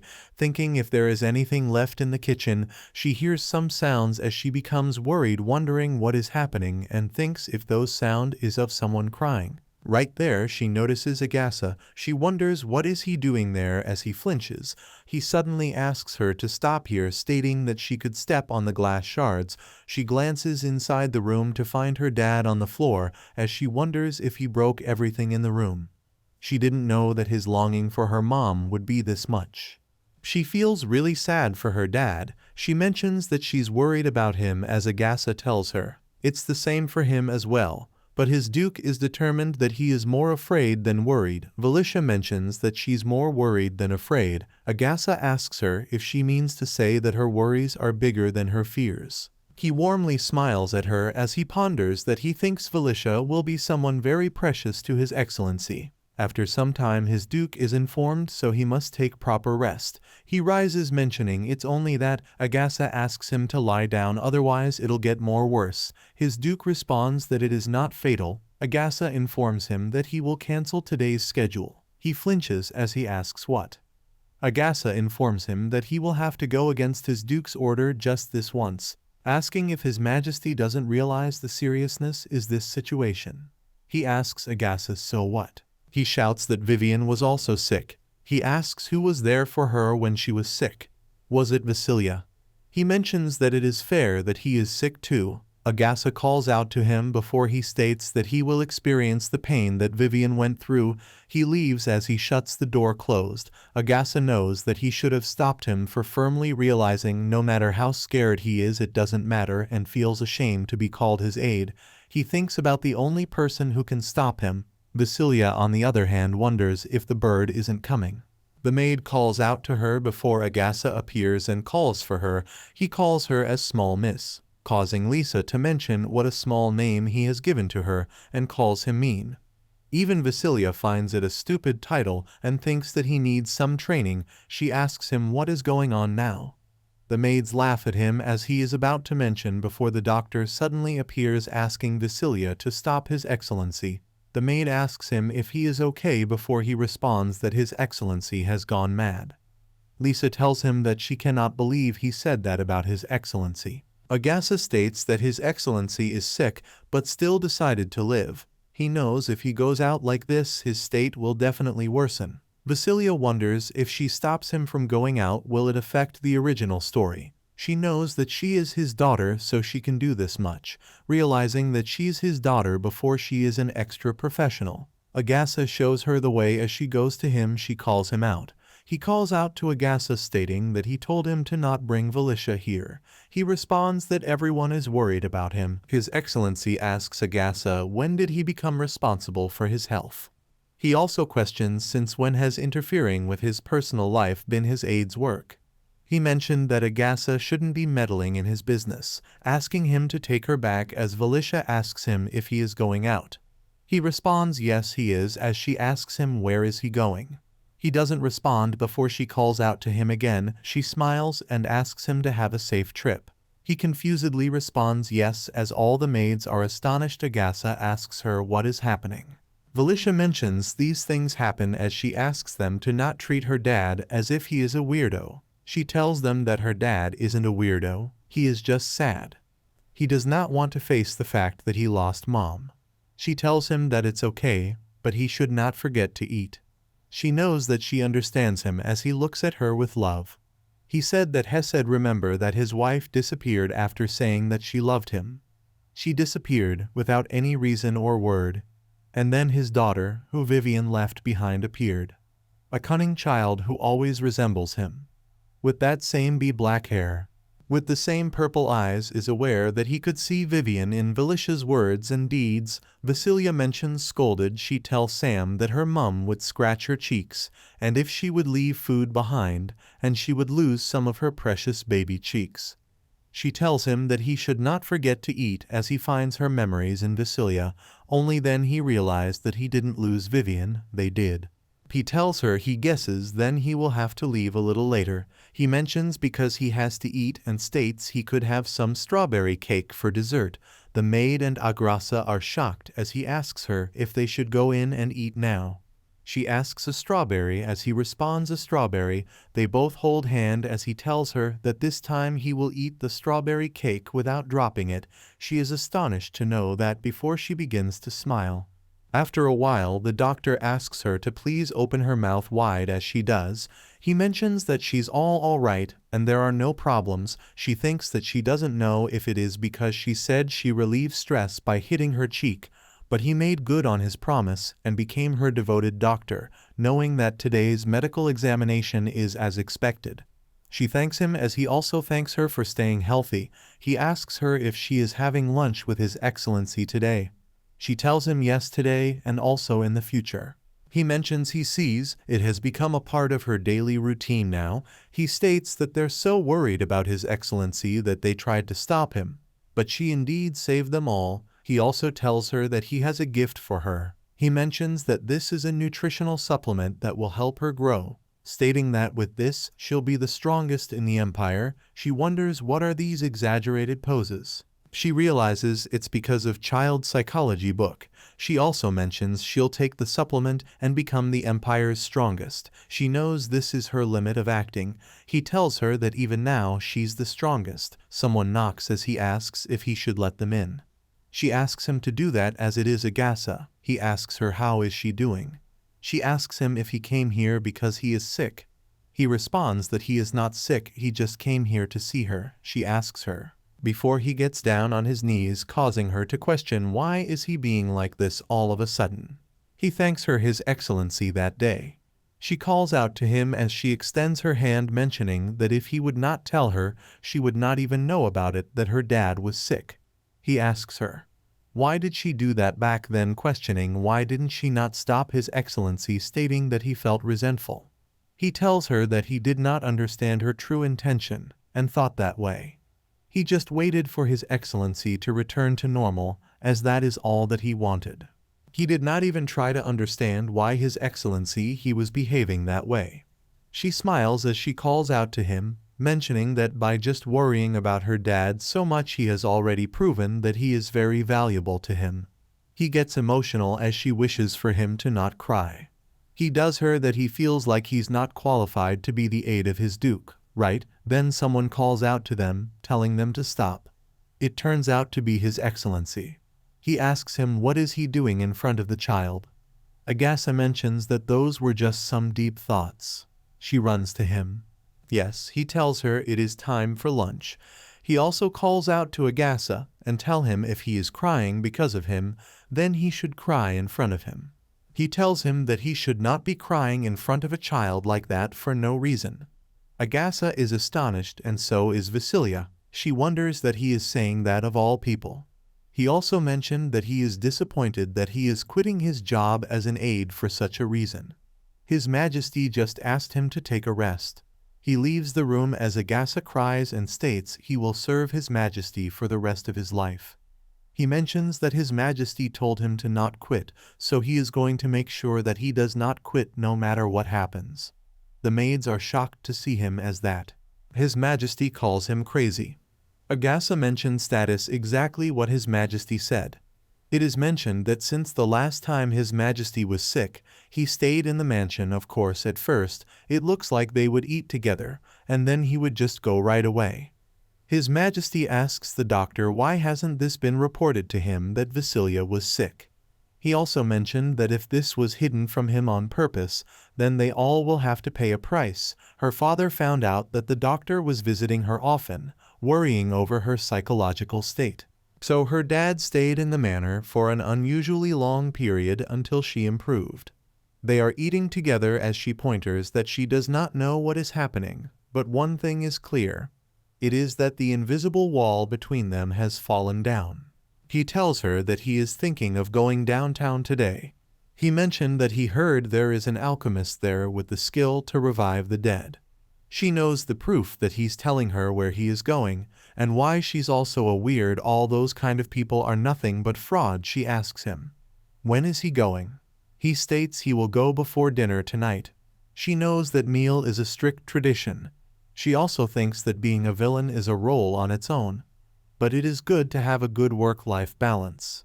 She tells him to have a safe trip. The night she thought would be perfectly peaceful was when the Valois Manor turned upside down. She has a piece of cake on her hand as she stands looking outside the window, questioning where is the helper. She wonders if the bird really is busy with others right now, as he did not come today either. She is aware that she needs to figure out what that suspicious letter from last time wants her to do. Right then she hears the bird. The bird flies towards her in her, retelling her that is not this the cake that she is going to give it to him. She becomes happy as she tells him he is here. She states that she has been waiting and she got him a cake as he eats the cake in a hurry. He tells her that he has a little for her and she can read it while he eat. She knows it is the letter that she has been waiting for so long and she is happy that it is here. She tells the word that she will not bother him while he is eating so he can eat in peace. She knows this letter will tell her if she has to keep going on with the original novel or not. It is great that all her relationship with his Duke has improved, but going out it will be dangerous if it goes on. So how about telling him not to go out?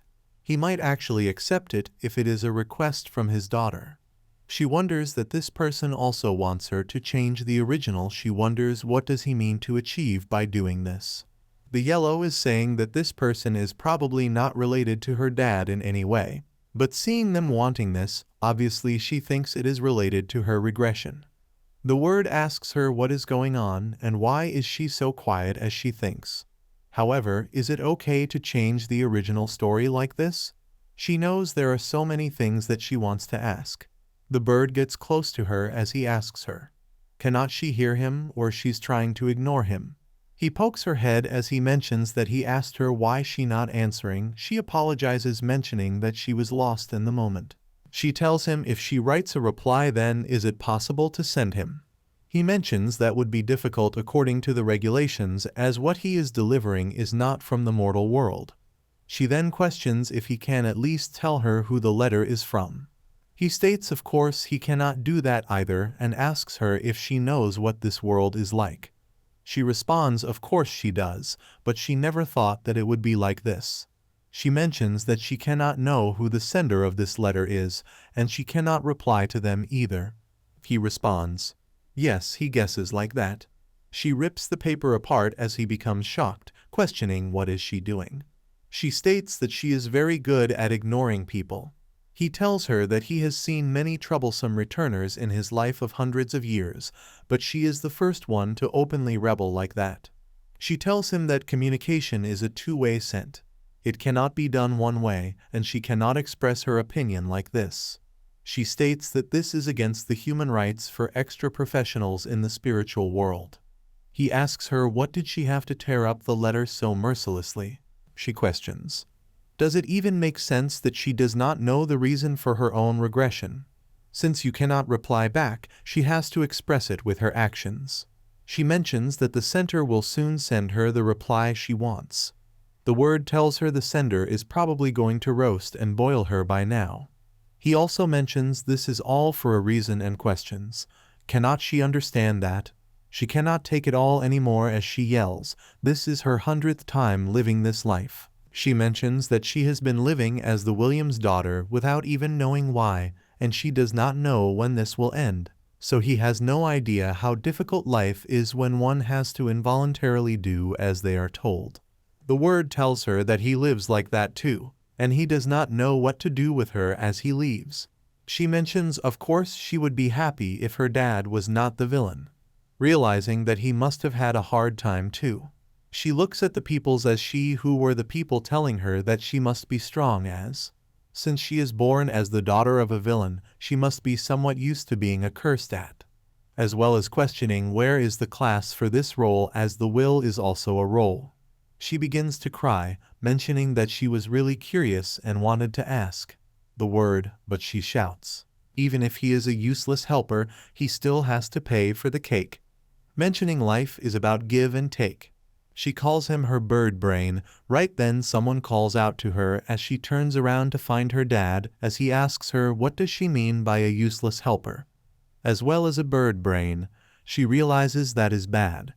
He tells her while he was gone, she is told to protect and treat her appropriately to her station. He is sending all this to Lisa as he mentions what she has done well teaching her weird things. Lisa trembles as she questions what does he mean. He tells her he means exactly what he said and asks her what on earth did she say in front of his daughter that made her say such words. She asks him, what?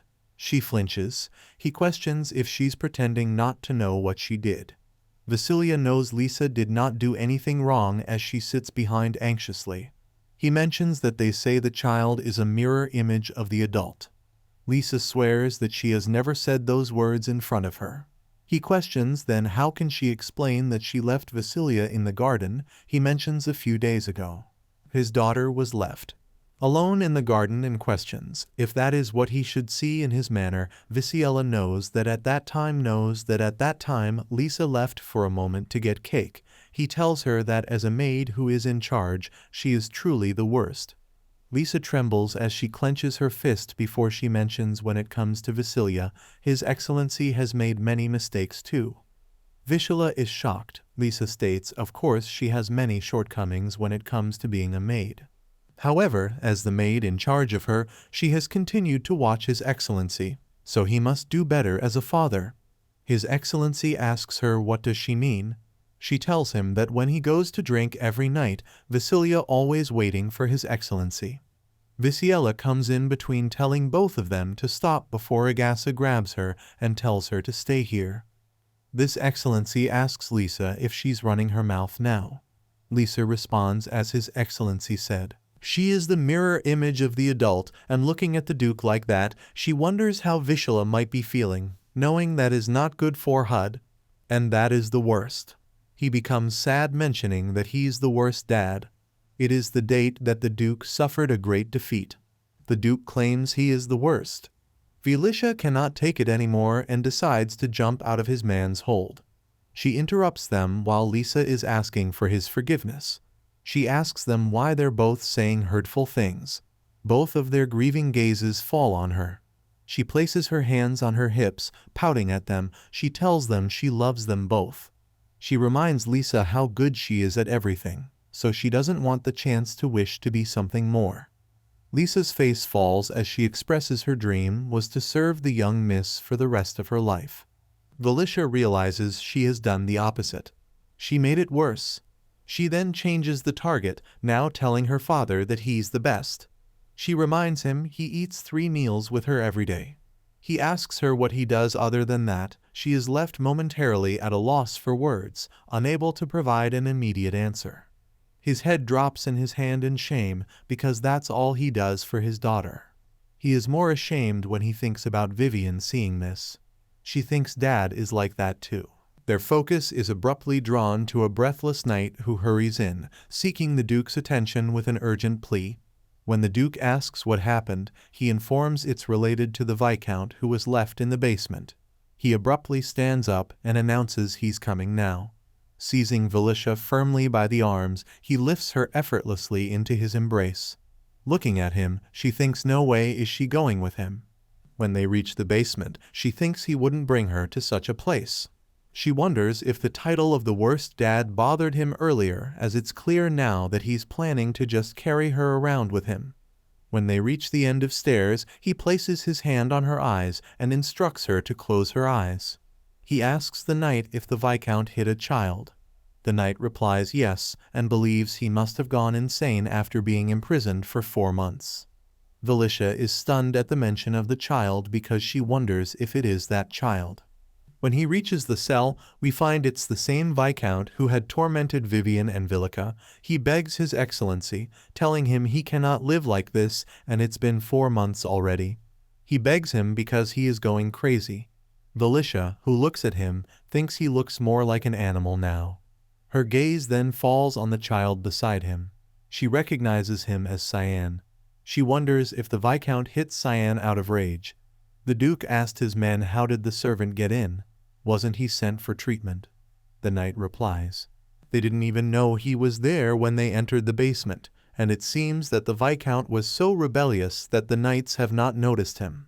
The knights lower their heads in shame and apologize to him in union. The Duke's eyes grow cold as he reminds them the security system should not be that lax right. Felicia finally removes his hand from her eyes and tells him the child needs treatment. He comments dryly who she is calling a child. She points at the unconscious Cyan and states if she is a child, then he is too, so he needs to treat him. To sweeten it, she lets her dad know she likes a dad who treats children. He immediately orders his man to send the child for treatment right now. Cyan is carefully placed on a stretcher by his men, while she watches him with concern etched across her face. The other knight appears and informs His Excellency the management of the Viscount is getting more and more difficult. Should they proceed with the preparations now? The Viscount listens to them and asks him with little hope if they are going to take him out. The Duke sends him a glare so fearsome and intimidating that he trembles uncontrollably. The knight mentions if it is a bother for him, they will take care of it for him.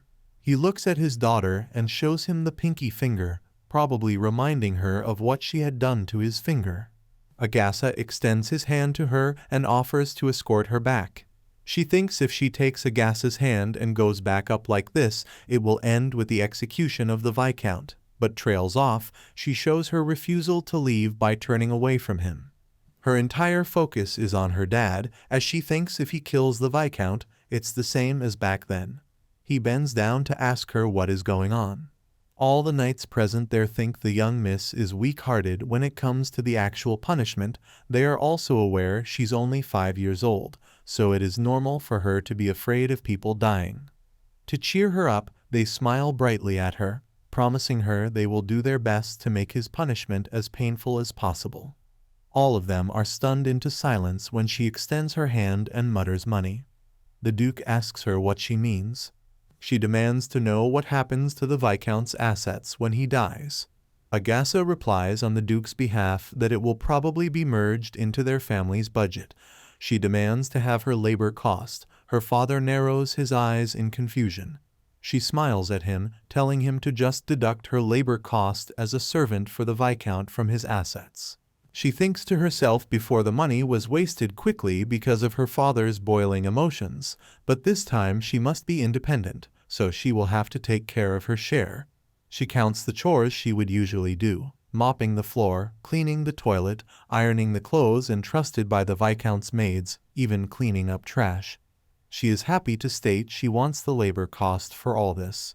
Everyone in the basement stands in hushed silence as if digesting her words. The expression on the men is one of deep worry, tinged with shock and a blend of fear. Cyan's face appears stunned, but his eyes reveal a profound rage intertwined with shock. He calls for Agassa, who is quickly at his service. He asks him what is the amount of wealth of the Ilian family. Agassa replies, "First of all, the southern granary region that connects the Marquisate, then the central system and the free, and there's the double access guild in the free nation that's used for servant trade." Cyan asks Valisha if that is enough. He looks down at her and clarifies it is the labor cost. She appears utterly stunned and continues to gaze at him with wide, unblinking eyes. Once she comprehends what he means, her mouth drops open in shock. Cyan instructs Agassa to transfer all the registered assets in the name of Viscount Ilian to Valisha's name. The Viscount's face contorts in fear as realization dawns on him about what is happening. He lets out a piercing scream. That's the last time Valisha saw the Viscount. A month later, all the property that belonged to the Ilian's family was decorated with a fluttering Black Panther flag, the Valois symbol. She reveals it's the implicit report of the Viscount's death announced by Valois. In Ilian's second manor, a woman screams, asking where is the servant trade ledger and to bring it right now. It is Ilian Viscountess who cannot believe that things ended up like this. She should have realized something was off with the Viscount for not contacting her for 6 months. She remembers warning the Viscount that it doesn't matter if Duchess Vivian was a runaway noble, he should not have ignored that fact. She thinks how foolish of him to assert his pressure like this, but beyond that, he even dabbled in lottery, gambling, and illegal servant trade. She realizes in the end, if she's involved in any of these crimes, escaping the death penalty would be difficult. She believes the Valois Knights will attack them soon, and she has to hurry and run away first. While running towards the carriage, she screams at the men why they're not helping her right now. They are not turtles, they should carry the luggage quickly. That is when she bumps into a cloaked man who asks her has it not been taken yet. He clarifies the servant document of a child named Cyan and repeats if it has not been taken yet. Concerned, she replies that is right. He snatches the documents from her and states then he will take it. With that he leaves. She thinks she doesn't know who that is, but he can go ahead if he wants to take that ticking time bomb of a document. On the other side, the news reached the other main families that the Viscount was executed by Dukes Valois, and the cause was that he neglected Duke Valois' sick wife Vivian, so of course this result was expected. One of them alert the others that he passed all the assets to his 5-year-old direct descendant. They all are aware that the Valois are known for their swordsmanship, rose to the ranks of one of the great 4 families through war and conquest. In other words, they only know how to exchange blows. A terrifying but extremely ignorant family, one of them comments. In the midst of all of this, he handed his assets to a 5-year-old child. That is crazy. The silver-haired man reminds them that even though she's a direct descendant, she is a child born into the streets. He continues that if they have to talk about direct lineage, there are also Kai and Bayan, so why her? Some of the members also point out that the rumors might be exaggerated, so it would be more accurate to go to the manor and check for themselves. But the main question is who would dare enter the den of the Black Panther on their own will? They all shiver even thinking about it. The brown-haired man tells them anyway they will find out whether it's true or not through the regular meeting. The silver-haired one questions when will that happen. He reminds them His Excellency has not attended for 5 years. They can only hope for his return.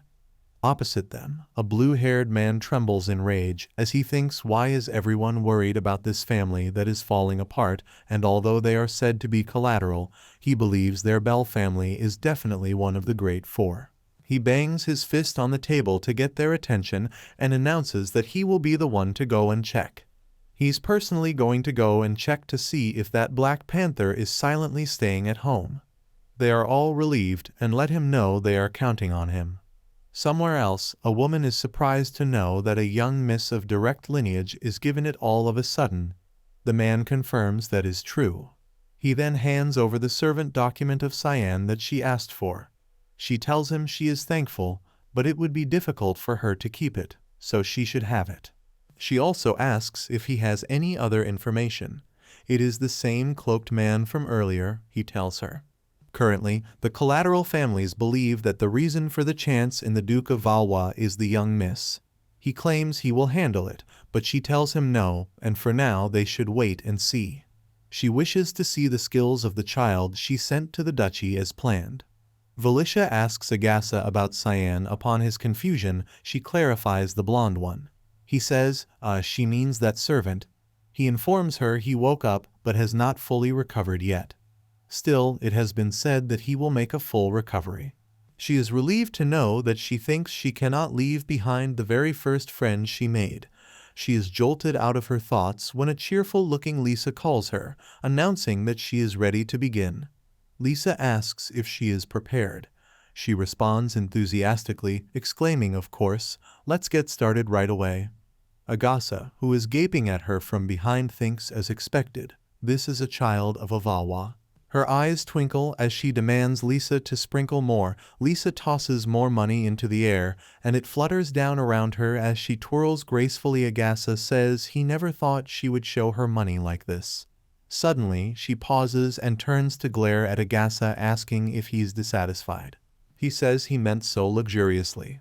Valicia thinks today is a historic day when the first monthly allowance of her new life arrived. From the direct descendant allowance that directly goes to her savings, these bills are worth less than 1/10 of 1,000 gold. She looks satisfied as she thinks about her relationship with her dad and the one with Cyan too. Everything is going her way. She cannot help but think that if she saves the money like this and runs away later, will her dad be able to live without encountering the Empress? She knows in the end he will meet her, but she also wonders if he doesn't turn out to be that obsessed with her mother, would they be able to continue living together? Someone calls her. Her eyes snap open, and then she remembers she is not alone but with Lisa and Agassa. She asks them what is the matter. Lisa asks her which one does she like better, the cat plushie she made or the gold one. Valicia thinks of course the gold one, but if she says that to her face, Lisa will get hurt. She lies to her that hers. Lisa smiles and asks, is that so? Agassa points at himself and questions if she likes the plushie more or him. She doesn't lie to him, she simply states the plushie. Why is he asking the obvious? He then asks her dad or money. She responds, of course, preparing to proceed with her answer when the Duke suddenly appears in front of her. She flinches, taken aback, wondering when her father arrived. He narrows his eyes at her, prompting her to continue with her response. She looks baffled, but then recovers quickly. Jumping in joy, she claims, of course, Dad. Her father declares, wrong answer. She looks puzzled, and he gently taps her nose, advising her she should have both. The system shows an emergency alert that the villain's Cassin's kindness has reached its peak. Valicia enters the room and notices everyone came on time. Valicia 1 reminds her, since it's an important position, of course she has to be on time. While Valicia 2 face twists thinking she is like them, this is actually very basic. Valicia feels like this is going to be a difficult and long discussion. She announces to start the meeting. This is Valicia's dream, a place she visits after eating Hicks cake and going to bed. Valicia reveals the topic of today's meeting is Runaway and Cassin. They will talk about which one of the two is more important. She reminds them these days they know that a conflict of opinion has occurred over this argument. She decides to hear each side's opinion on what option should be chosen, whether to run away or to stay to save Dad. Valicia 1 raises her hand and lets her know she believes that running away is the answer. She reminds them they're an extra character, so they should not harm the original work of the mains. The Valicia 2 mumbles under her breath that what era are they in causing the one to be angry. The original Valicia rubs her forehead, thinking here they go again, these two always start fighting like this. Valicia 1 insists they are born for a reason, there is something wrong with their sudden regression. Valicia 2 asks her if she is dumb. If something was wrong, sanctions would have been imposed a long time ago from the spiritual world. One points out that she is the one dumb, as they have lived like this for 99 lives. The other points an accusatory finger, suggesting why doesn't she just throw away those stupid ideas, while the original Valicia groans in frustration. After they all calm down, Valicia 1 expresses her opinion that she is against it. The original Valicia thinks the best way out she can imagine is for the whole family to escape the death penalty. But to do that, she has to change the original. However, what worries her the most is from birth the mission of being an extra character has been engraved into her heart. Valicia 1 agrees with her and tells her that's the realistic route. Valicia 2 suddenly asks, is this the best they can get? She bangs her fist on the table. Standing up abruptly, she declares they are just giving up after assuming that it won't work. She reminds them 5 months have passed, and there's no sanctions from the spiritual world, and they even have a helper giving them letters. She believes this is a chance given to them by God, so why can't they accept it? Valicia 1 weakly argues who knows if the letters are spam or not. Valicia 2 sighs deeply and tells her to listen to her because she believes God doesn't make mistakes, so their regression must be the 100th gift of life. The original Valicia can't help but admit there is truth in that. The very fact that an extra character has regressed is proof enough of a huge chance for the original story to be changed. However, after all of this, there has been no communication from the spiritual world that means there's an issue in the spiritual world. But the original Valicia knows the God's mercy Valicia 2 mentioned was bestowed to her as an extra character. She thinks the only answer that can be used as a clue is the mysterious letter given to her by that bird. She groans in frustration because she really doesn't know what to do. Valicia 2 suddenly asks them to think about it carefully. Can they too really run away at 16? The original Valicia weakly argues of course they can. She then asks her, would she abandon Lisa? She states she will take Lisa with her. She then asks what about Hicks, and what about Agatha and the maids? Guilt and uncertainty flicker in the original Valicia's eyes. The second one continues that if she says goodbye, that means she's breaking their relationship with them. She asks her again, can she really abandon them and run away? It was obvious all of the Valois house died. She won't be able to live happily that way, right? She wants her to say she is sure she can see Dad die again. Both her and Valicia 1 replies no simultaneously. The two then say then they have to protect him as his villainous daughter, they must protect their villainous dad as well. The other agree in union that is right, they have to protect him. Determination courses through them as they decide they will protect Dad. Thus the long and serious discussion ends peacefully. The Valicia 1 suggests others to make Dad a fool for his daughter to be a really nice, cute, perfect daughter for him.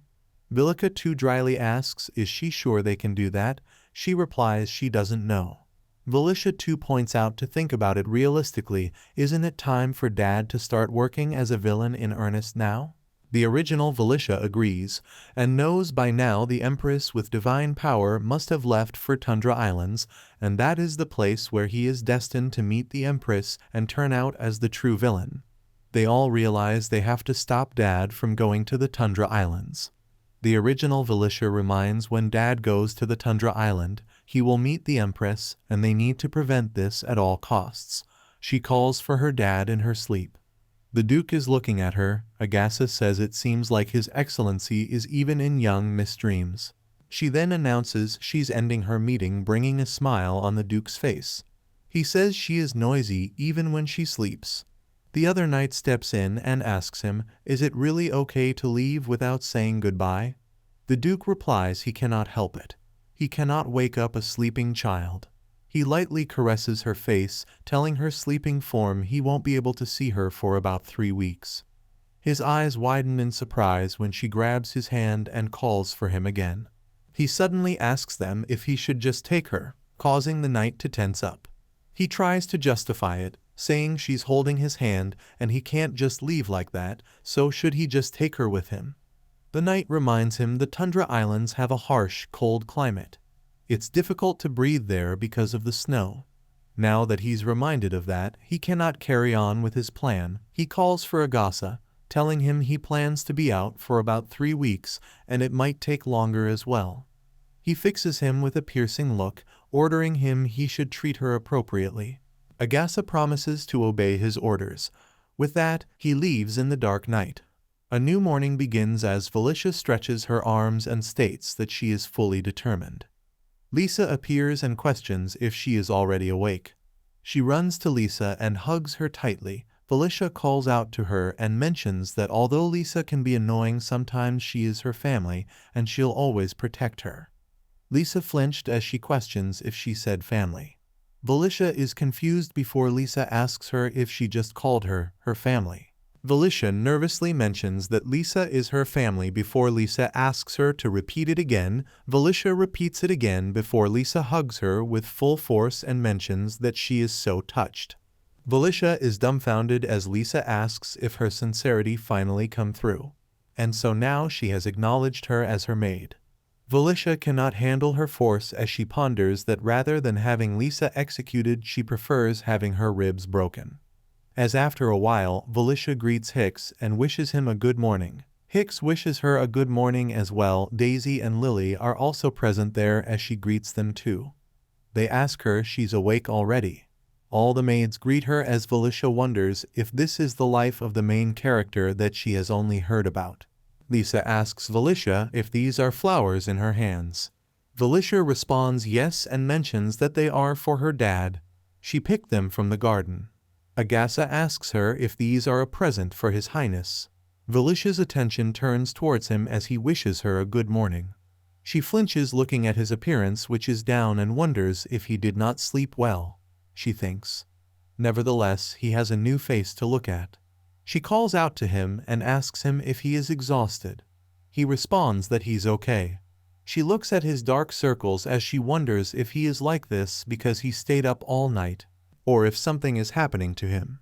She rises up and calls out to him, causing him to flinch. She tells him that she does not know what is going on, but everything will be okay.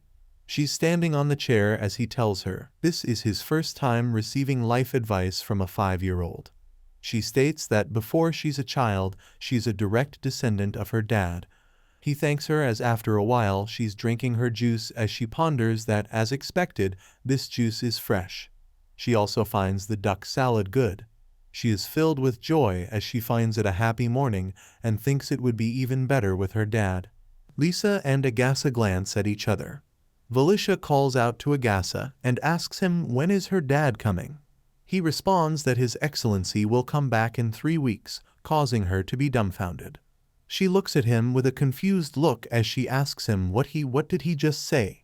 He states that His Excellency has urgent business in a place called the Tundra Island, so there's nothing they can do. She remembers her in her dream. She promised the other with Felicia that if her dad says he's going to the Tundra Island, she will stop him right away.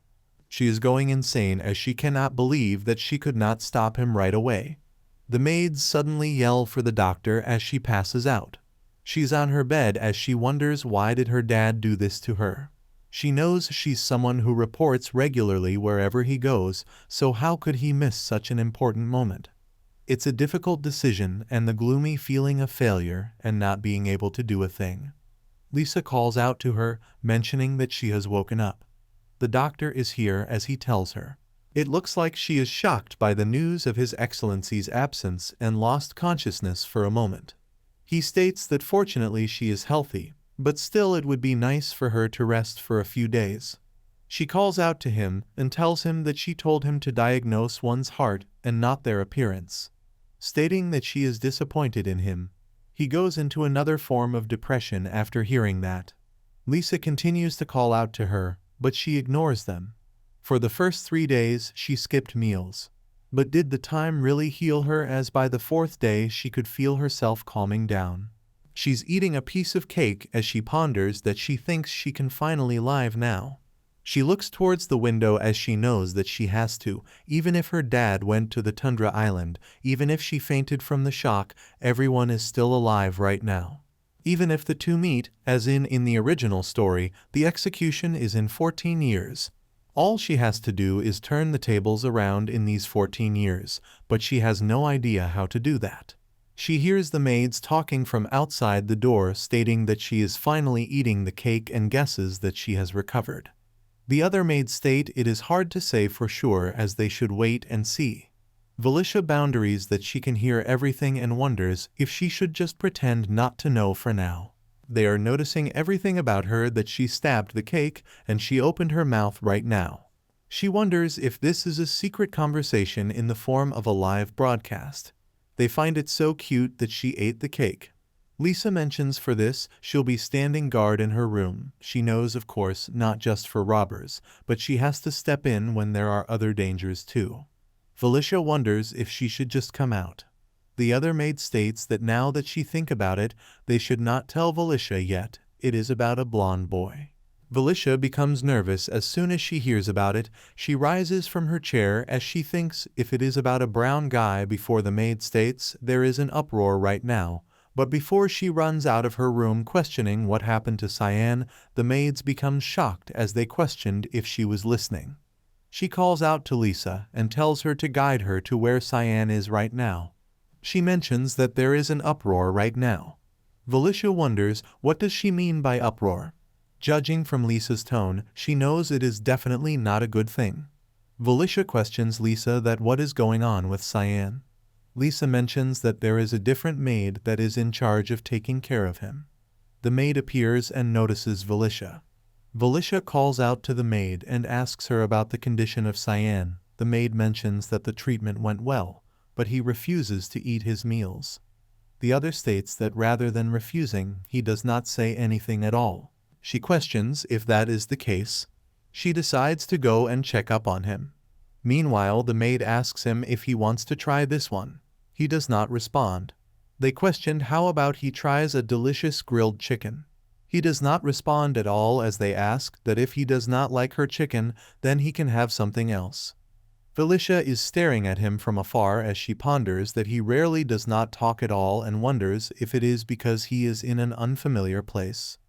The maid states that even if he does not eat or respond, and even if he gets treated successfully, he will not get any better, stating that they cannot give up because this is the young Miss Order questioning. What should they do then? The maid states that if they have to give up on his meals, at least treating him should be fine. The other one agrees on that at least they should be treating him before she notices Valisha and calls out to her. Valisha realizes that she got caught. She asks her what is she doing here as Cyan hears it. He flinches before he calls her name and gets really shocked. She calls out to him too as she smiles. She steps towards him as he stands there finding it unbelievable and states that it is indeed her. She points at him as he is confused before she smiles and tells him that he have to eat. She places her hands on his shoulder and tells him that the patient must not stand on his feet. She asks him to sit down quickly. He tells her that he thought she was a slave like him. He questions if it could be that she was brought here as well. She seems taken back as she mentions that is not the case. He suddenly feels throbbing pain as she gets worried and calls out to him. She questions if he is feeling unwell. He suddenly grabs her shoulder and tells her that she have to run away. He yells that the master of this manor is known to be cruel and asks her to run away quickly. Valisha, being the master's daughter, seems pretty confused. Lisa ponders that it seems like Cyan is not aware of Valisha's identity. Valisha is aware that there is no need to hide the fact that she is the daughter of that cruel master. She orders everyone to step out for a moment. All the maids bow and calls her young miss. They leave the room. Cyan seems confused before he mutters young miss. He realizes that he thinks he heard about the young miss living in a separate building. He questions if that means that she is the young miss. Valisha ponders that he's so polite. She tells him yes, and she asks Dad about him separately. She asks him why is he being so polite with her, wishing for him to speak informally. Right then, he asks her to forgive him. She extends her hand towards him as she tells him to speak informally with her, as it is more comfortable like that. He does not drop her hand as he again apologizes. She loses her cool as she yells at him to speak informally with her. She tries to get to him as she questions. Why does he keep using polite language? He steps back as she flinches. She suddenly wonders if he hates her because she is that cruel master's daughter. She thinks about her past life. In her past life, some girl mentioned that if they become friends with a girl like her, they will be taken advantage of, so they should break this off right away, and that they should never become friends with her as she's an evil girl, and those that did become friends with her, it was just a business relationship. As who would like such a person to begin with? She becomes emotional after thinking of all this. She calls out to Lisa and asks her if she could get them some food, stating that she'd like a steak. Lisa places the food as Viscount tells Cyan that he has to eat to get treated. He tells her that he doesn't want to eat this as he cannot afford to repay this debt. She asks him if he is not hungry. He responds that it is okay. She tells him that she would not want any payment for the food and he can go once his treatment is over as well. She states that after all he is not a servant of this manor. He is still pretty hesitant before she questions. Cannot he just get better and then go? She tries to convince him with her innocent emotional eyes. He looks at the state as she mentions it is delicious. He tells her that is not what he was going to say. He tells her that it is really expensive. He also states that wheat bread is just fine for him. Viscount knows that wheat bread is the cheapest kind. She thinks that she has no other choice but to use this method. She tells him that she cannot eat a steak that was refused by a slave. She also mentions that she specifically asked for the steak to be done as she usually eat it, but if she has to throw it away, it is pretty much throwing 3 gold coins, and that would be such a waste. He is shocked as he questions 3 gold coins. She smirks as she knows this is working. She tells him to not leave anything behind and chew properly and do not throw away the gold coins. As she gives him the fork, she tells him it is religious, but he is not eating. He tells her he does not know how to eat it. She is shocked as she cannot believe that he tells her it is fine and he does not have to eat it before she flinches, telling him that steak simply needs to be enjoyed. She asks him to poke it with his fork, take the piece, and then chew it. She asks him to take a bite, but he refuses. She gives him an evil look and again asks him to eat it.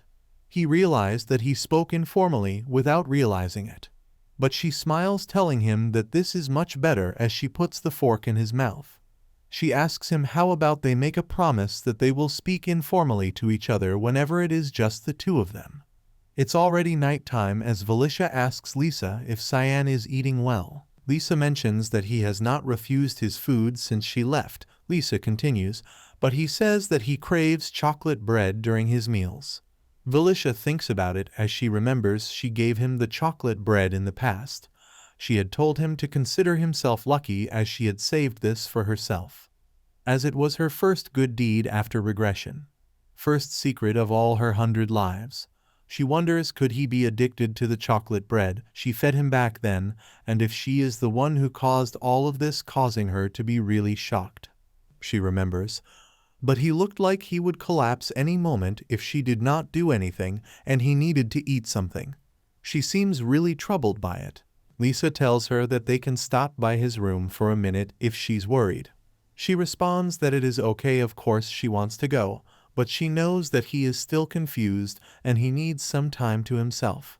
She cannot believe that she is being considerate of others' feelings, but she knows his reaction last night was quite strange as people usually bow their heads if they know the one is a noble. His expression seemed to harden when he realized that she is a Valois. Of course, it could be her imagination. However, she thinks maybe it is because he's traumatized by his experiences with other nobles. She's suddenly feeling just as she notices a death raining heavily. She realizes it was at this moment. Lisa teases her and asks her if she is scared. Lisa hugs her, stating that her young miss is scared of the thunder, so she will need to hug her to make her feel better, right? Viscount knows that there is no point in struggling. She knows that this rainy weather is the same as her past lives, and when the thunder hit, It is still the same as it was before. She calls out to Lisa, and then mentions that person there is Agasa. She thinks that it is time to act as planned. In her room we sat outside. It is 2 in the morning, and she will be waiting in advance. Valicia smiles as she ponders that there should be no problem because she has her trustworthy aide Lisa, as long as she does not fall asleep. But she ends up falling asleep before she wakes up and tries to make sure that she does not fall asleep, realizing that she has to manage it. She ponders that if she could not stop her dad, she has to stop what is to happen to their family. And Agasa is at the center of the upcoming disaster. She notices something as she realizes it has begun. She ponders that the mouse is moving, and it means that Agasa has finished his shift and went back. She slightly opens the door as she ponders. Since no one is here, she can go out now. She is glad that it is still raining, as the sound of the rain can hide her footsteps. She looks at the hallway as she notices no one is there. And she can simply go into the office like this.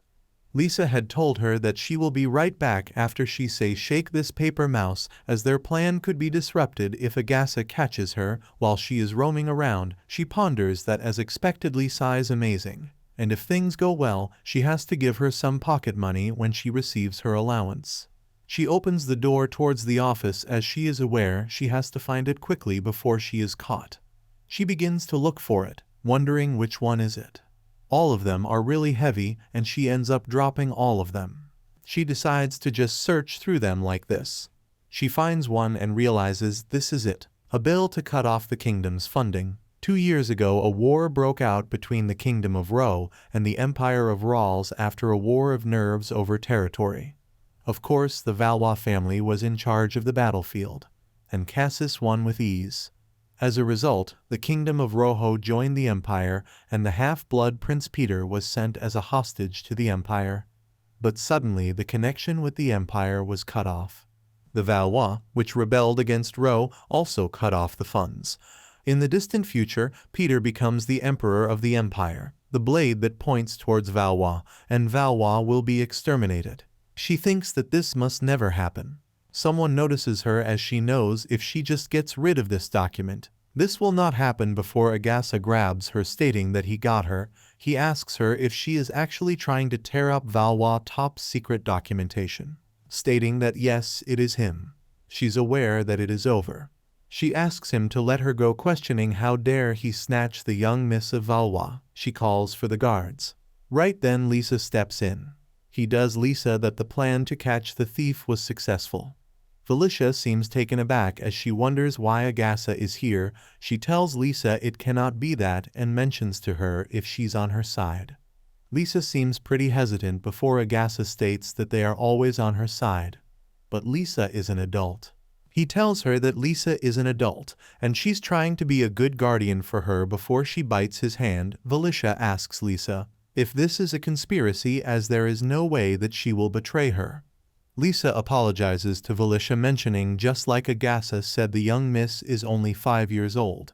She mentions that she is a maid of Valois, and for the young miss to destroy the top secret documentation, she had to do it. Valicia has tears in her eyes as she asks if Lisa abandoned her. Lisa, with tearful eyes, turns around as she runs away while asking for forgiveness from Valicia. Agasa snatches the document from her hand as she gets it that he has taken it. He smiles and tells her that he is a good man who protects the valuable official documents of House Valois, and he deserves to be praised for that, right? She seems pretty annoyed as she thinks that if she was 10 years old this would not happen. She thinks that she is not good at all. She seems pretty down as he calls out to her. He grabs her and asks her why she crying. He tells her that the small Mage that he knows does not like such pranks, and she is usually mischievous. He asks her if there's a reason behind this. She warned us that there is a reason, however. How can she tell him that the prince that was taken hostage would become the emperor? She is filled with frustration as there's a lot she wants to say, but she cannot say that. He looks at her for a while before he questions if she wants to play with paper. He tells her to please wait for a moment before she realizes all the papers that she dropped earlier. She thinks that he will not get angry. He asks her if they should play and draw. With this, he gives her a new clean paper. He also asks her if she prefers dealing with up instead of drawing. Valisha looks at him as she ponders that he is an actual adult, and she's still like a child. He tells her if that is not it, then did she not like the content of the paper? She is aware that she does not like it at all. She begins to read it as she mentions how scholars withdraws goods and funds provided to the defeated kingdom from now on. He cannot believe if this is the one as he becomes shocked. He questions that she really does not like this.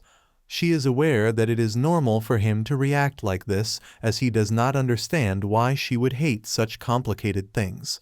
She sighs as he asks her, why didn't she tell him?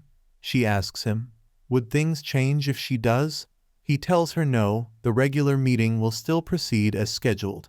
She tells him that she is going to tear the paper. He tells her, but everyone will know that a direct descendant is against it as she flinches. He mentions that the young miss who is a direct descendant, she will join this meeting as well, but in that case someone will ask why should they continue to raise funds for the kingdom. After hearing his words, she had nothing to reply with. Moreover, she is acting like a child the moment her plan fails, because she's only 5 years old and she cannot do anything, because she always die before reaching adulthood, and she rationalized her bad habits just because she is young, because she is a villainess anyways. It does not matter if she is a little bad. She was really the worst. She is thinking about it as he asks her if she is reflecting. He mentions it looks like he did something good today. She tells him that he can stop now. He states that he is not criticizing her wild personality, as it is not her fault. He tells her rather House Valois was able to grow because of such a trait. She thinks about it as she wishes for him to shut up. He also tells her it looks like she is not sleeping despite the late hour. She questions, then she guesses it is time to go as her pride is hurt anyway. He asks her if they should work overtime. As if she's not sleepy tonight, then should they have a deep discussion. He asks her how did she know about the plan to cut off the kingdom's funding. She flinches as she wonders. How does she tell him that she regressed? She tries to play the fool as she asks him what. She decides to act like she does not know what he's talking about. He tells her he already knows that she is aware of everything. He also tells her that Lisa told him that she will get some secret documents on a night full of thunder. He gets near her and asks her if she is the prophet of the empire. She is pretty confused before she smirks and tells him yes. He asks her if she's a prophet that appears once every 1,000 years, a prophet of the empire. She tells him yes, it looks like she got caught. She also tells him that first of all, it is late, and they will talk about confidential matters later. He mentions as she says. She rises up stating that she will go to sleep now. He tells her that he will take her to her room. She looks at him as she ponders that she is aware he is a talent of House Valois and wonders if he really believes this tale. She's worried about the future of this house. The next morning, she apologizes to everyone. She felt ashamed of what happened yesterday, so she went to apologize to everyone. They asked her to not bow as she told them that she is sorry. They all mentioned that she should not bow like this, but she continued to apologize. The other maid asked what is going on. They responded that she was apologizing out of nowhere. Valisha seems done with it, as she wonders when did her apology turn into such a big news, thinking if everyone gathered. Agasa does spirit one that it seems like the young miss was reflecting on what happened this morning, and it is a rare scene, so everyone gathered. She knows it is all because of him, and it is bad enough already, but he had to tell everyone about it. She asks him to be quiet. Wishing for it to end this quietly before she looks at Cyan, she notices him staring at her as she holds Agasa's hand. She thinks maybe if she continue like this, his guard might disappear, and it is not common for a noble to apologize to a commoner. She does Agasa to speak more. She tells him that he knows about her apologies before he mentions no. He has already seen all the fun there is to see, and now that she has apologized, he will go. He escapes from the place as she yells at him. Cyan also turns around and runs away. She calls out to him, pinning him to wait a moment before she yells that she's not a noble that exploits her power.